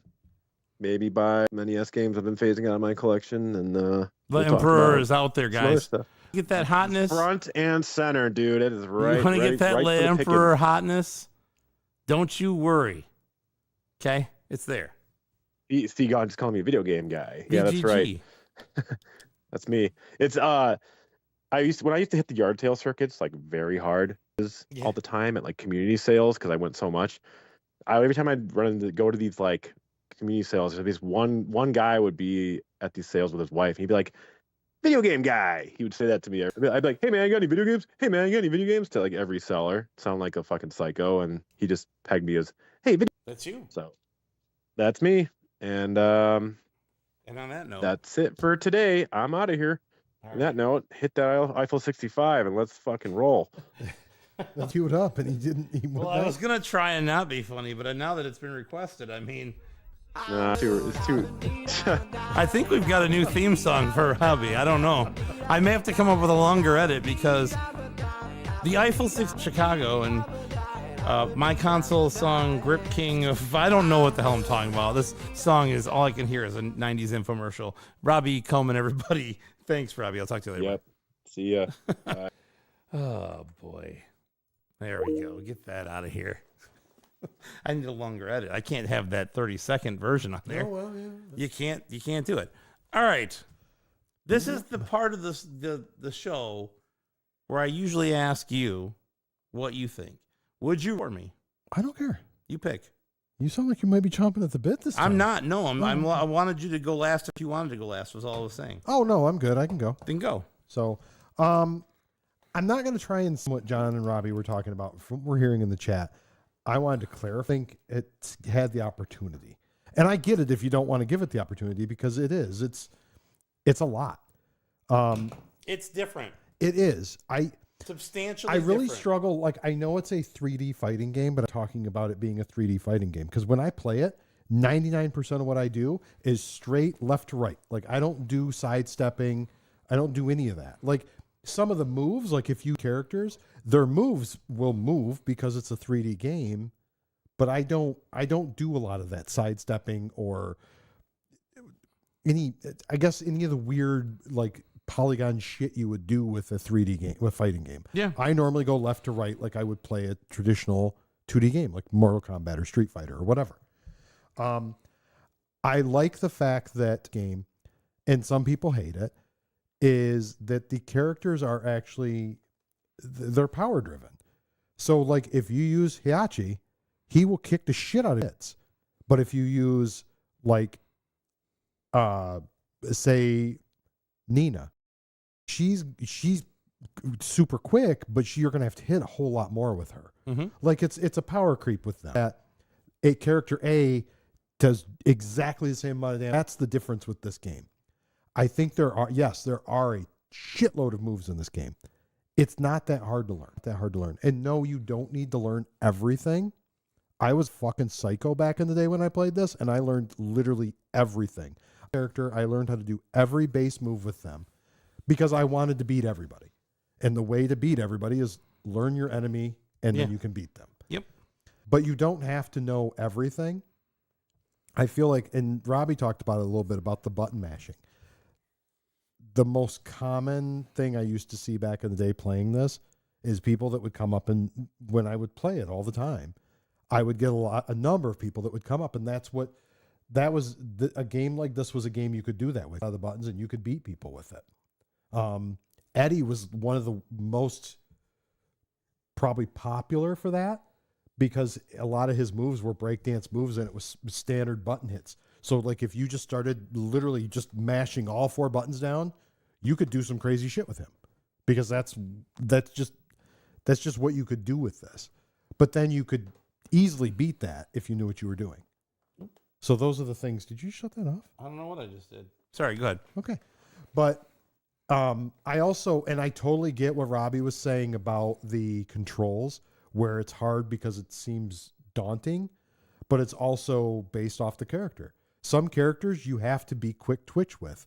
Some characters you have to have, there's almost pauses. Like if you're doing a 10-string combo for them, there's pauses sometimes. Like King, one of his, like he has 100% grappling combo where you can literally grapple somebody because he's a wrestler and you can string together different wrestling moves and you can keep them hemmed up in that wrestling move and you can literally do it through their entire energy bar. But you have to be very methodical with it. You can't just press 10 buttons in a row. You can't just go 2-4, 2-2, 3-4-1-6. You have to go 2-4, pause. But you have to know. 3-4, then 1-4. Like you have to do it in that speed. Like you have to accommodate how that character works and how they function. Mm-hmm. And I think that was one of the things that I really liked about the game. It was very immersive in the character. Like you didn't have, and I'm going to sound like I'm shitting on Mortal Kombat, but if you look at Mortal Kombat, you have all the ninjas. You have Reptile, you have Sub-Zero, you have Scorpion. And they all had different moves. Reptile spit venom. Scorpion has an ice beam. Like I get that. It's all the same, but their bases are all almost exactly the same. Where with this, you didn't have that. You had Jack, who would be big, but then you had Law, who was super quick. And I thought that was one of the things that was really cool is you had so many differing, there's so many variables. Yeah, styles, variables throughout the game where you could have that. And that's also being able to learn that. Like if Jack was your guy, you had to learn how to adapt to fighting the guy that was, if somebody Law was their guy, you had to figure out how to adapt to them to beat them when they're using a character that's 5 times faster than yours. Like you had to actually literally do that. And I thought that was really cool with that game. I'm honestly kind of surprised. Like I do love this game. A lot of people know I love this game. I was actually kind of surprised how well it did from a popularity standpoint back then. I didn't think it was as popular as it is in the data that we pulled. Does it make you like it less now? No, it's the same. It was surprising, but hipster. But no, I do. I enjoy the game. I'll tell you what, playing it nowadays, it does kind of bum me out because I'm not nearly as fast as I used to be with a lot of this stuff, and I don't have the timing down anymore. Yeah. So I'm not nearly as good as I felt like I used to be. I used to be able to. That's true of any skill. I could go to the arcade back in the day, and you were there. I could go to the arcade with 50 cents. Yeah. And I could sit on that game for nobody would take me off it. But now it's like I couldn't. Well, I mean, I probably could. Most people don't. A lot of people don't play it nowadays. They still do some tournaments, which kind of surprising. Yeah, it doesn't. I mean, I think there's a competitive scene for just about anything to be. So, all right. So, what would you give it? All that being said, what am I writing here? Wow, I'm gonna go high again. I'm not going that high though. All right, I'm gonna go 4 or 5. Well, I was wrong. I want to give it a 5, but I don't know. I look at it in comparison to like everything I like overarching, and I don't know if it's like a 5.0 for me. I love the game, but I don't know if it's a 5. Like, if it's like the best and greatest thing I've ever played in my life. But I do like it. I'd say it's probably in the top 2 fighting games for me, if not my top fighting game. So it's your favorite fighting game of all time, but you don't think it's 5. a 5.0? 5. Yes, 5. I'm just saying, like, that's one of your favorite genres, and it's your favorite version of your. I'm not trying anything. So, but you know, we can always recess. I'm going 5. All right, 5.0. Fuck it, 5. You're the one who talked yourself into it. I did. I just, I'm sitting here telling this is my favorite type of game, and this is my favorite game of my favorite type of game. I'm gonna have a hard time going, well, it's not a 5. Yeah. All right. 5.0. You don't. Let's see here. So I'm reading Robbie. Robbie's saying a bunch of stuff. He is wearing a Tekken Yeah, I am wearing a 3 Tekken 3 shirt. You can't give it a 3 though. Fair enough. Yeah, I have to agree with Jay there too. All right, I guess it's my turn. Right? Yeah. This game is a 5.0. Oh. Okay. I'm actually kind of surprised that you gave it a 5 though. I don't love 3D fighting games, but your point is exactly the point I am going to make. It is the sidestepping thing. No one uses that. Nobody cares. This is a back and forth through, like it's basically forward and back is what you're doing. There's not a lot of going to you can, I guess, but I've never done it. We played. How many times did we do it when we played it? None. I didn't even think about it. I got to a point when I used to play it years ago, I got to a point where just to be an asshole, I would do that. Right, but that's like you're just kind of like riding a wheelie down the street while you drink a beer or something. Yeah. You're like, oh, look at what I could do. Cool. Yeah, I used to do that before I played Tekken. Actually, I used to do that on the way to play Tekken. Yeah, exactly. But I will say that this game is a 5.0 because not only because of all the stuff, this game has a lot of stuff going for it. And what I thought at one point was I always thought Tekken 2 was my favorite one. Mm-hmm. Right? I like 3 better. I like the characters in 2 better. Like I like June and I like Michelle and I like them better. And I think I was more proficient at them. And that's probably why I was like, I like 2 better than 3. But going back and playing it now, I actually like 3 a great deal better. I like the fact that you don't moon jump. Okay. Yep. I think that from a fighting game perspective, it provides things that you can't do in other ways. Like I said, the reversals are big. I love that type of stuff where it's like, you think you're going to get one over on me, but I'm actually going to clap back at you or whatever it is. And Wilson with the reversals back in the day. Reverse each other. He can never do. He's so funny too. Even to this day, he's like you have that quick twitch, whatever it is, you got it. He said or something like that recently, and I'm like, yeah, I know. It's like whatever. I just really do enjoy the 3D fighting game. I don't like Virtua Fighter. Nope. I don't like I can't really think of another one I would play. But again, I don't really perceive this as that. I think it's, but you're not really living in a 3D world. It's not like you can run in it. I like the fact that it is a diverse game that, like, to talk about the button mashing thing, that's any fighting game. Yeah. You hit on the buttons. You want to play as fucking Liu Kang? Spam fireballs and kicks. That's every fighting game. There are always going to be characters in games where you're just going to accidentally do something that's cool, and that's that. And I understand what you're saying. There are redacted versions of moves. I get that. Okay. But that being said, you don't have to use all that stuff. You do not have to use, like I said, what would we concentrate on? We would concentrate on reversals, we would concentrate on breaking people, and we would concentrate on doing combinations. Whether we made them and juggled them ourselves or just dialed them in when we had the opportunity to do them. And they're a lot of dumb fun. It's not just this, it's just not this manic button press thing that any fighting game is going to output something if you do that, right? If you're just jamming on the stuff, something's going to, like, how many fucking times would you and I be skilled and some dickhead would just show up with law and keep doing flip kicks until we're dead? We're like, okay, I'm just going to have to figure out somebody else to beat your stupid ass with or whatever it is, So, but there's a lot to this game. I really enjoy it. I like the characters. I remembered more than I thought. And when I played it, I really enjoyed it more than I thought I was going to. And I don't know, it just has a lot to offer. It reminds me of this divisive time in video games where you're teetering between, I don't know, 2D Mega Man, right, and Mega Man 64. Castlevania, and these are bad examples, but you understand what I'm saying. Everybody thought, 3D's this and 3D's that, and it was, a lot of times it wasn't that great. And I think a lot of those fighting games are not that good. But the Tekken series is an exception to me because I just think it is a good game that is well thought out and constructed well, and it's fun. And I think that's what it comes down to. So yeah, 5.0 for me, man. I can't help it. It's just I didn't think I was going to give it a 5. I really didn't. I thought I liked 2 better, and there would be no way I could give 3 more than 2. But I just think it's a better game, and that's that. Like, I don't know what else to say. So cool. That's what I got. So, and I will also say this: if there's a band I hate more, I'd be shocked. But the band, the Grateful Dead, I cannot stand. Okay, I'm not a jam band guy. I don't like a lot of things about them at times. Okay, fine. But I will say that Jerry Garcia did say something one time that I think resonates with me in general. And that he said, our band is like licorice. Not everybody likes it, but the people who like it really like it. Yeah. You know what I mean? It's like when you guys were talking about mushrooms earlier and you want mushrooms on your pizza. I'm not a mushroom on pizza guy. I don't want that. I don't hate them. I'm not averse to them. I'll wind up liking them. Right? That's what this game is for some people. Like Robbie. It's like mushrooms. Like, I don't really want that. I'd rather have something else on my pizza. If it's there, I could pick it off or eat around it or whatever. It's not like it's nasty ass tomatoes or something. Okay.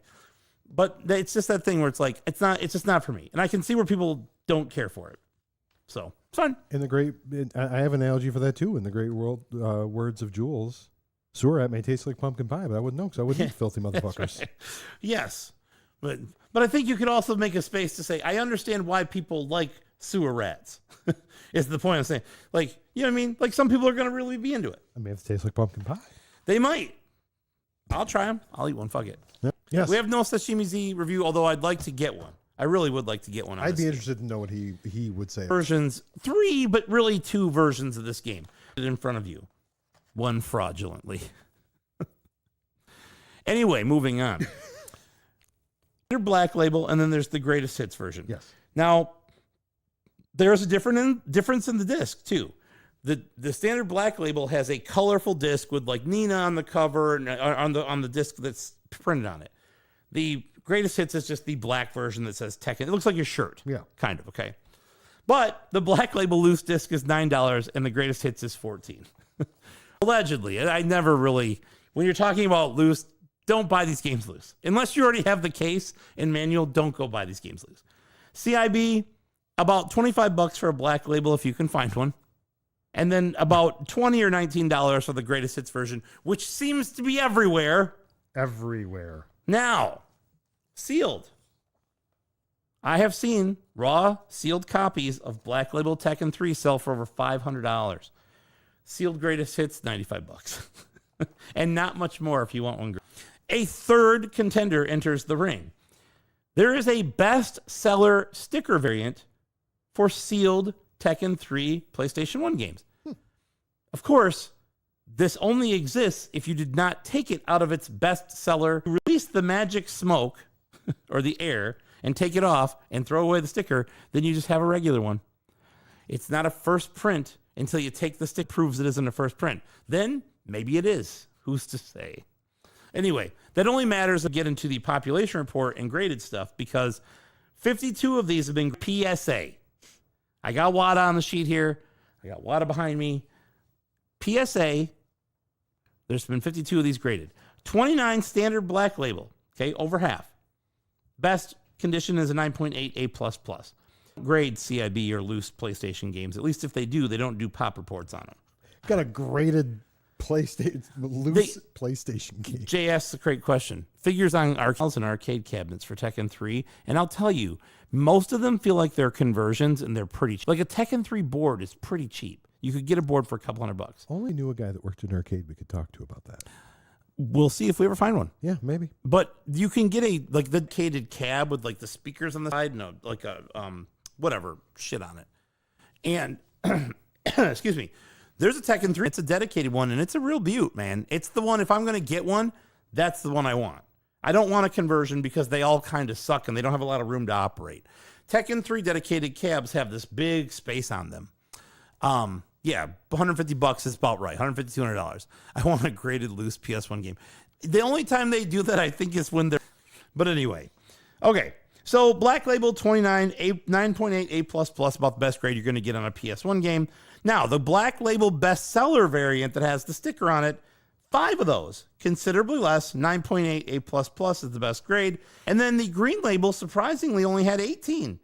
For as many as I find in the wild that are the green greatest hits label compared to the black, of which I find none ever, there's only 18 of them that have ever been graded by WADA. 9.8 A+ is the best one.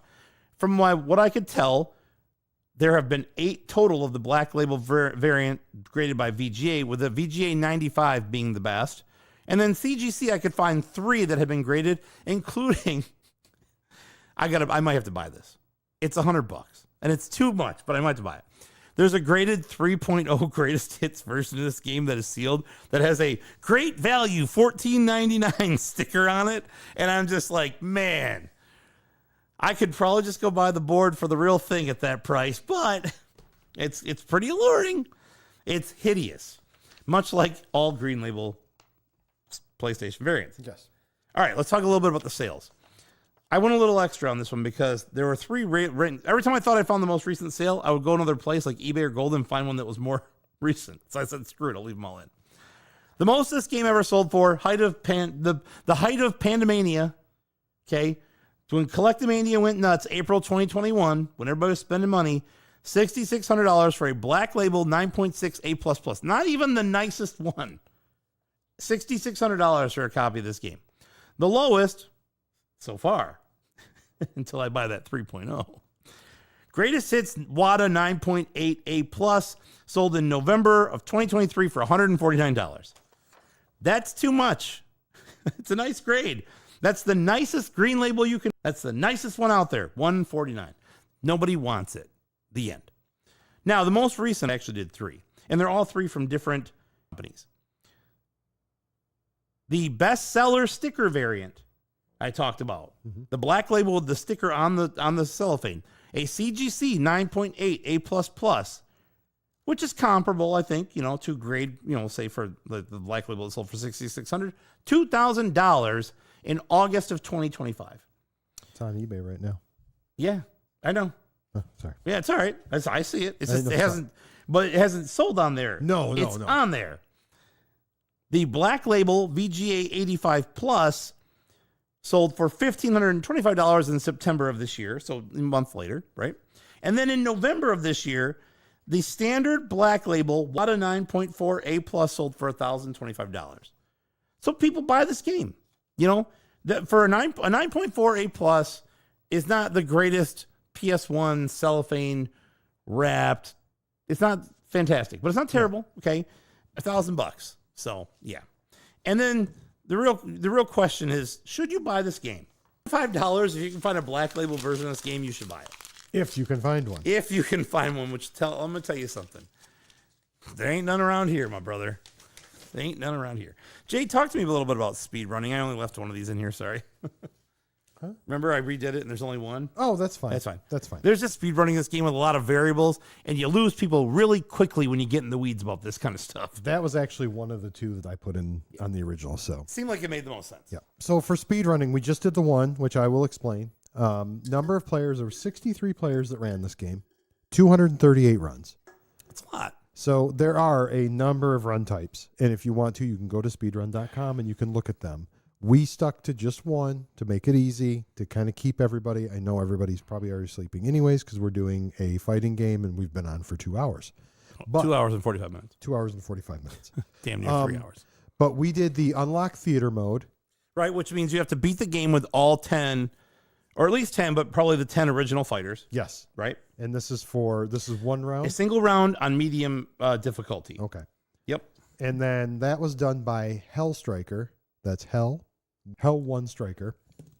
And then that was done in 27 minutes, 3 seconds, 590 milliseconds. And that matters because the second place guy was like 27 minutes and some odd seconds. He was right behind him. And who is that second place guy? That is Shirtle. Yeah, Sherdell. I like Shirtle. Shirtle's fine too if it's a U. Oh, and Hell 1 Striker did that in 2023. Yeah, it was 2023. Yeah. Now, we want to mention Shirtle or Sherdell. He or she holds what?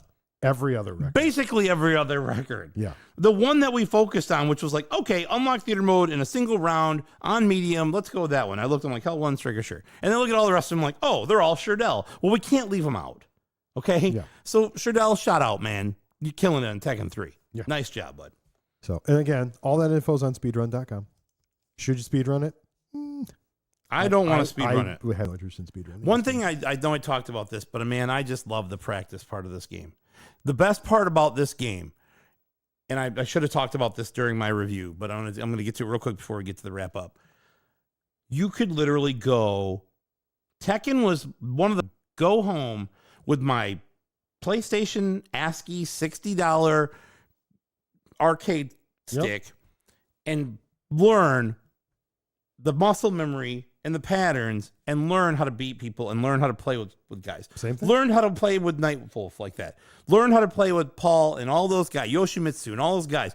That is how I learned these games. Because that practice mode in Tekken 1, 2, and 3 would allow you to do that and like figure out where you're making your mistakes and like get good at the game and then go to the arcade and plow ass. Yeah. And people would get so mad. You'd do that king combo. You just grab a guy and you're like, that's it. And I'll never forget. I'm almost positive it was both you and Wilson. As soon like one of the times I grabbed the guy and he's like, oh shit. Wilson missed sometimes. Oh, you're fucked now. You're fucked now. And it's like bang, bang, bang, clack. You're done. Just walk away. Don't even, why are you even touching the control? He's just yelling at the guy. And I'm like, man, you get shot for doing some shit like that nowadays, especially around here. Yeah. But anyway, that is one of the things I really did love about this game is it allowed you to practice at home and then go kick ass in the arcade. Essentially, it was a 1-for-1. It was as close as you were going to get to a 1-for-1, right? Yeah. So anyway, all right. Now, it's time to wrap up. Yep. Next, Jay, are we Wednesday, December 3rd? Yes. Are we good? I talked to a couple of our constituents, at least one. We're good to do the show again next week since we had to postpone, if you want to. So we could do it on the 10th, or we could do it the following week. I'm trying to build up to 100 here. I'm trying to get to 100. I can do next week. So you can do Wednesday the 10th. Yes. Now, that is the night before Kalen gets here. So that'd be good. Yeah. And then we'll probably be on when Kalen's here. Oh, yeah. So let me put it in here, December 10th. Okay. We're trying to plan this stuff out. Got a plan. 8 p.m. Eastern Standard Time. Yep. Episode 98. I don't get to tell what it is. I was just going to ask you. Oh, okay. Say, what I was leading up to is say, if you go look at the year 1998 in video games and what was released that year, oh mama, there's a lot of good stuff. There's a lot of stuff to choose from where you go, how do I choose just one? And we found an answer. Yeah. We up down token. Yeah. And we whittled it down using the token and let the token decide. Yeah. So some of the options we had were, like Jesus Christ, Ocarina of Time. Like some of the biggest versions of the biggest series ever. Tekken 3 for the PlayStation, both in Japan and the US and Europe. Yeah. Which would be all three, not both.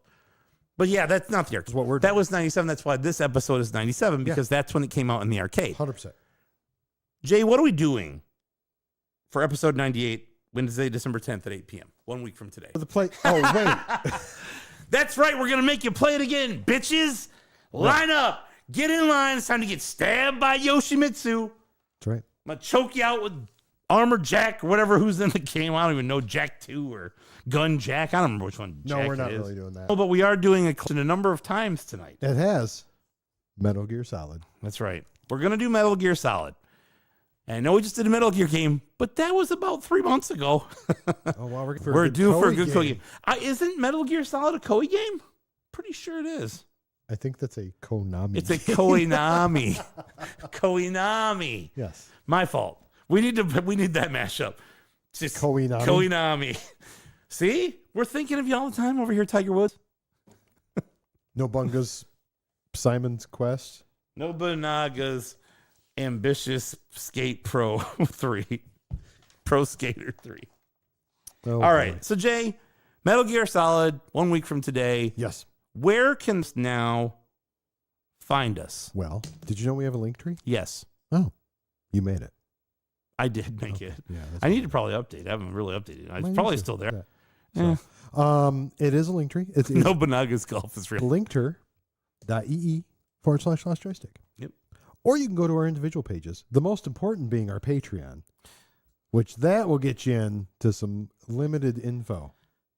We've been discussing the status of the Patreon and how we need to provide more benefits. 2026 is going to be a big year for the Patreon. I feel like 2026 is going to bring some changes to the podcast in a very good way. And it's going to give you guys more stuff, and we're going to do more. I'm excited about it because we're just kind of, I don't know. I feel like we're starting to hit our stride a little bit here. We're ready to branch. The pressure's on now, huh? Well, that means you have to do something because I don't have time. Fuck. You agreed to the pre-rehearsal meeting. Damn it. All right. Tell me more about the Patreon. Okay. You can actually go to the Patreon, and it is patreon.com/Lost Joystick Network. And it's for as little as $3.50 a month or as much as $5 a month. You can hang out with people like Retro Game Enthusiast, and you can check out his pizzas. Or you can be in the Bad Dude room with Robbie talking about Fightcade. Or you could just hang out and watch, look at all the amazing Genesis games that Shanks posts all the time. I'm missing him tonight, man. Where's he at? We miss you, bud. I love Jay, Angry Jay. Get more, pay the same in this economy. Amazing. I know. I'm going to say this. I'm prepared to have a discussion about making the barrier of entry to the Discord a little. I'm prepared to create another tier to get more people in. To have, I want more. I don't want there to be a glass ceiling. I don't want it to be paywalled for everybody to that extent. So you're saying you might make a cheaper option? No. Oh shit! Ah! Mom! It's something I've been toying around in my brain. Like, maybe we say, hey, you want to just get on the Discord for $1? Get on the Discord for $1. I don't know. Can we make it the oh shit mom? But no, that's a long title. That's a much higher tier. That is not the dollar tier. That is the $10 tier, which does not exist. But I feel like we need to consider a basic, and then we have to provide more to those people who are paying more. Oh, okay. So they can't see John's pizzas. The pleb tier, yes, exactly. They can't see John's pizzas or Robbie's Fightcade stats. Correct.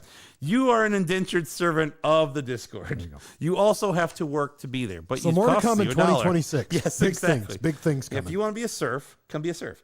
All right. Big things coming. Very good. Social media we talked about. No. Tell me more about where people can find us on our individual social media. Yeah. So social media, we have Instagram and Twitter. We need to use those. Which is Lost Joystick. Yeah. And Facebook and Twitch, which is Lost Joystick Network. And TikTok. That's not been on here. Yeah. We got to talk to Ben. He's supposed to be doing shorts. Is it Lost Joystick Network? Yeah. Oh, okay. Maybe. Hey, Ben. You're editing this episode, bud. I want some TikTok shorts. The poorest need love too. What do you know? You're rich. Look at all those video games you have, you rich, lethargic jerk. You mean OGCIB? We love you, Kaylin. I cannot wait for you to be here, buddy. Or you can email us at lostjoysticknetwork.com. That is correct. That's a wrap. Well, I think that's the show. I want to just say thank you to everybody for being here. Say thanks for being here. Dabba-dee and Dabba-dooba Bebop. I don't know what they're saying. Thank God that's short.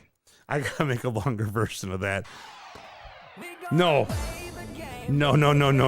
That must never be played ever again. Excuse me. No, don't ever play that again. That song is it talks about all the bangers. Tekken 3, Resident Evil. It does talk about great games. I can't argue that. But I'm going to tell you, don't be surprised if we write our own song about video games, because I heard that and I was like, this took 5 seconds. You know what we should do? To make. We should get Eiffel 65 on to our show to talk about that song. No, never. Get off the stage! Thank you. Never. Don't you dare. I don't want Italian Europop trash techno music on my show unless I choose to play it. Take me to Cosmos Grave. Take me to Astro's grave. Or Astro's grave. I don't want to go home. All right, let me get to the real outro here. Damn, that's not it either. There's too many buttons on this thing, Jay. Anything you come up with is better than that. See? I already wrote a beat, and it took me about 30 seconds to write the beat. And I'm not kidding. I sat down, I found a virtual drum machine online, I created 10 sequences, and I ran them in a row better than that horrible, horrible song. Explain the best part about that, though. What? You were telling me. You said, so I was making this. The fucking power went out. Oh, my God. So I build it in a web interface, like this virtual drum machine. Build the thing. Power goes out twice today for whatever reason. Never happens. 2 times downtown, the power goes out for like 5 seconds at most. I'm on a call and it just drops. I'm like, oh, what the fuck's happening? I go back, it's still there. It was meant to be. I'm telling you, it's horrible, but it's still better than that. That will be for our oh shit, mom, Patreon members. You don't come on Lost Joystick Network and play a song like that. Anyway, you do. So anyway, all right. Deep breath. Exhale. Nico Knight, thanks for being here, buddy. Thanks for following us. Lunarios, who I don't think is still on, but got some new followers today, and it's nice like that. Come hang with us. We have a good time all the time. I'm all about having a good time all the time. So with that, I will say, Jay, thanks for being here, buddy. Thanks for having me. Happy Thanksgiving. I have to start coming more often. Go out there. Have fun. Play Expedition 33. Be safe, though, and be excellent to each other.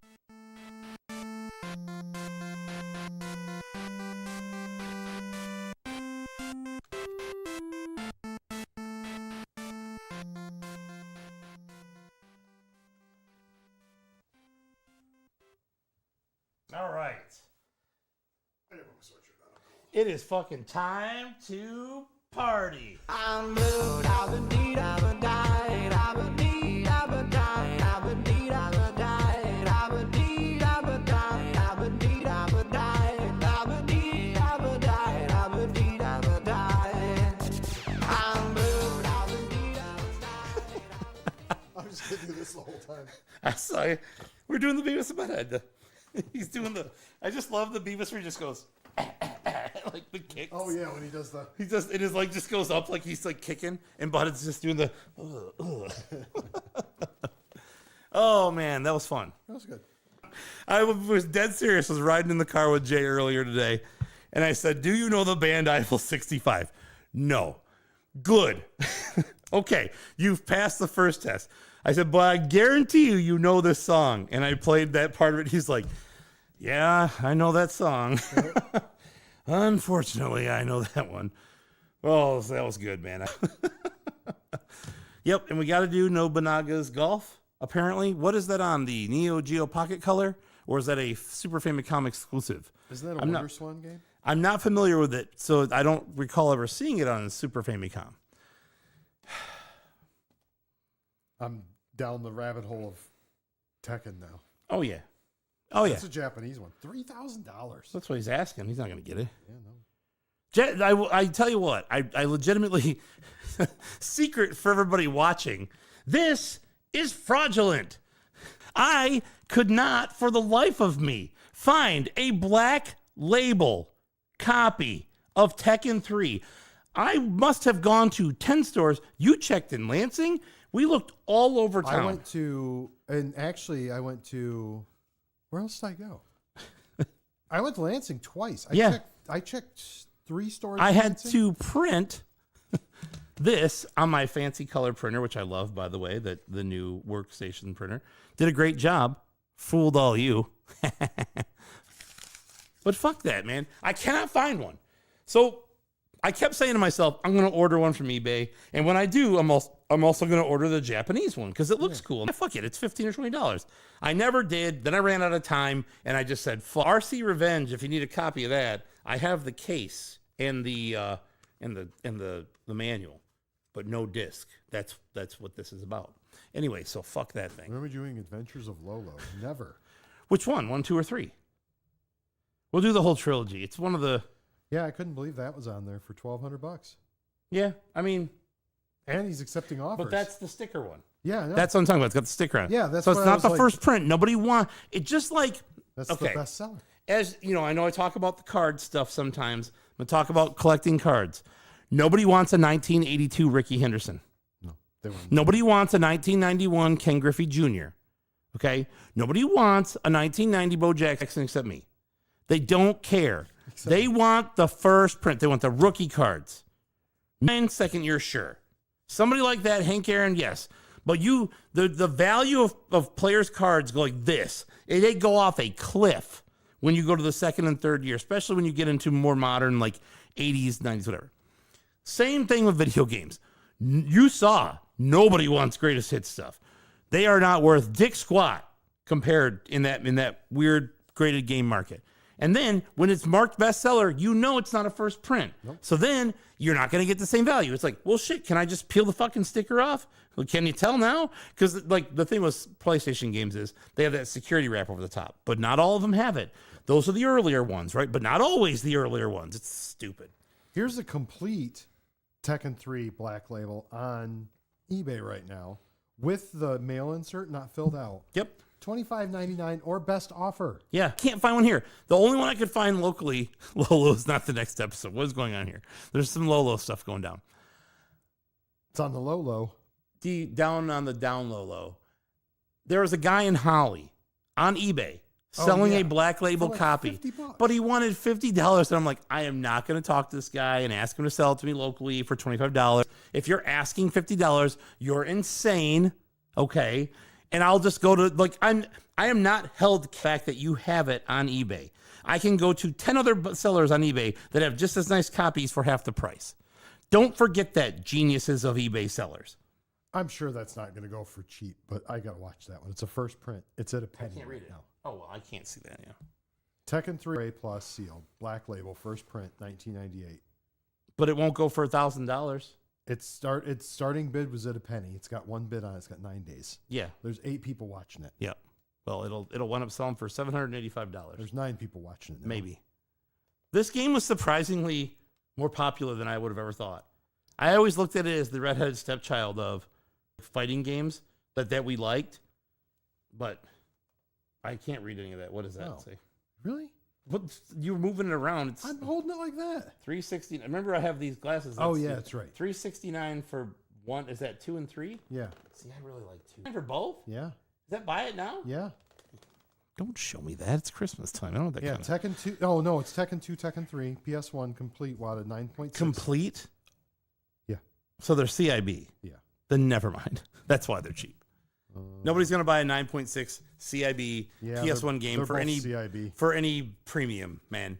I'm sorry. You're not getting that. You can't get it on Nintendo games. You sure as shit ain't getting it on 2 of the most common PS1 games in the world. I was actually thinking about hitting buy it now, too. If they're sealed, sure, that's a good deal. But that's why it's still there, because they're not. You know what's not sealed but is a good deal? Goonies for $1 and Batman for $1. You know what? Robbie, are you still on? Wait, is he the one that plays the Eiffel song? Yeah. Anyway. Let's see if he's still on. I got a question for him. We'll see. Probably not knowing him. He probably bailed. All right, I got to lose these headphones anyway. That was fun. All right, I'm going to stop the recording. Yeah, that's right. We probably need to get going, huh? I will say this. 1 week from today, we'll be back. December, what did I say, 10th? 8 p.m. And then our friend Kalen late Thursday. I'm expecting that like Friday or Saturday night, maybe Sunday night. I don't know. It depends on your schedule. We're going to come down here, challenge stuff, do something. Okay? And then sure. maybe we should tell him to bring some stuff and we do like a whatnot stream or something too. Maybe we could. I don't know. That takes a lot of prep. Yeah, it's Lolo. Lolo's the next episode. It's all LOL. Notorious CIB LOLO episode. That's a lot of... I think we got to go to the Discord or something. Finally, the Romance of the Three Kingdoms 6th episode. I mean, look, I'm not averse to doing a Koi game. We have to figure out when to do at some point. It would have to be the most accessible one. And I'll tell you one person I don't think will play it. 2 people. 3, really. Maybe 4. Actually, all 5 of us. I'd play it. I like those I games. got some Koi games on the old Super Nintendo. You ever play any of them? No. No.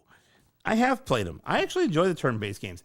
Much like I enjoy Expedition 33, another fantastic turn-based game. Boy, here we go again. Oh, buddy, just you wait. You said you're near the end of Act 1? Mm-hmm. Don't you finish Act 1 without me.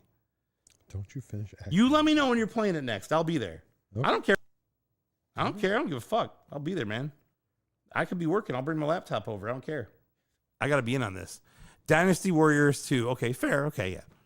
But we're trending into a different space. Yeah, I was hoping Robbie was going to be on still. He's not. I was going to challenge. Get over it. I was going to challenge him to get Tekken 3 to do the download on PS5 and try the practice mode, find a character you like, and just kind of use it. You've got to have an arcade stick to play it, though. I can't. He doesn't have an arcade stick for. I don't know if he does. I don't know. Well, he's got his Fightcade stick. Yeah, that's It's a USB stick, I'm sure. I don't know if it works with the PlayStation 5. I don't know how things work. I don't understand compatibility, drivers, and DLLs. Actually, I do. I think you should. I do know all that stuff, sadly. All right. We out of here? Yeah. Actually, you know what? Thinking about that with all the moves, you know who's a fucking nightmare on this game to learn? Robbie. It's fucking Lay. Remember, because this is when they introduced all the different stances with him too. He had the crane and the drunken master and pow, and you do the flips on your shit. Oh my god! Hold on, and he had a move list for every single one. Sign into this because I got to play something, man. What are you playing? I got to play a song. It's not a song you think you're not gonna know the song. Hold on a second. Where is it? I got to go sign in because that's the only place it is. That was one of my favorite moves. Hayachi has that, like, he pops his hands out. Yeah. Pow! I watched him do it a couple times. All right, here we go. I don't know why I was saying pow so loud earlier, too. I was really enjoying that. Pow! All right, where's it at? Is it Eiffel 65? No, it's not that. Shut up. You jerk. Hold on. I'll know it when I see it. Can't miss it. Where'd it go? Where is... There we go. You ready?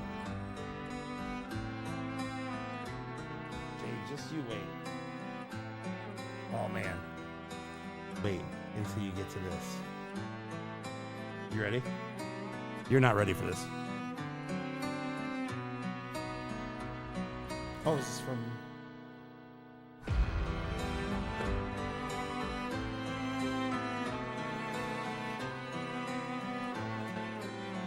Anybody who's plays this game knows this song. The guy will be used to. You ready? Just let it wash over. You ready? Here it comes.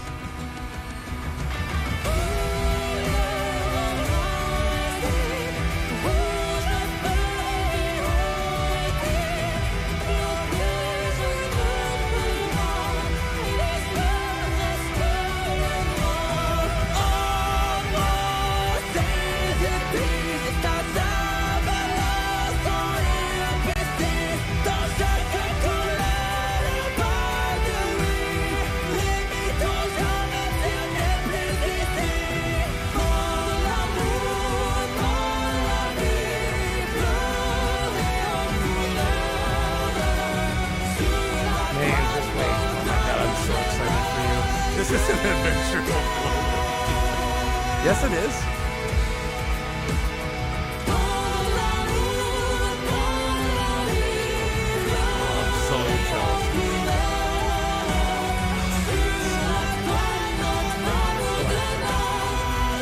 Ready? Here we go.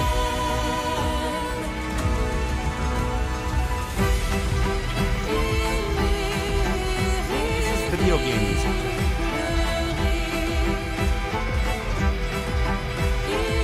It's from Adventures of Lolo 3, yes.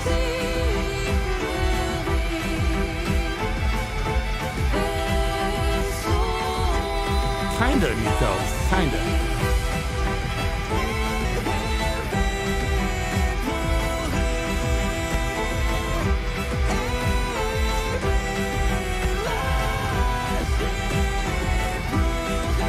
Alright, this song is 10 minutes long, so I'm not going to make it to the point.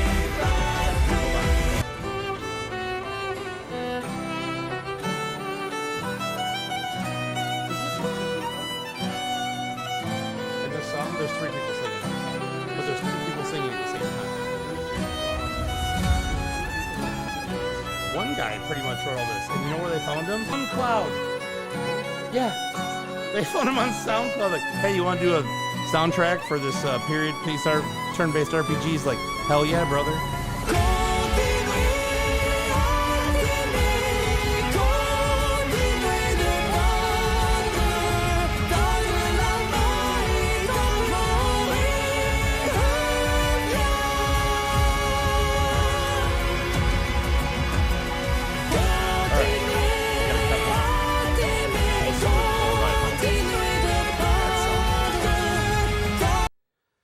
And so does the game, Adventures by Hal Industries, something.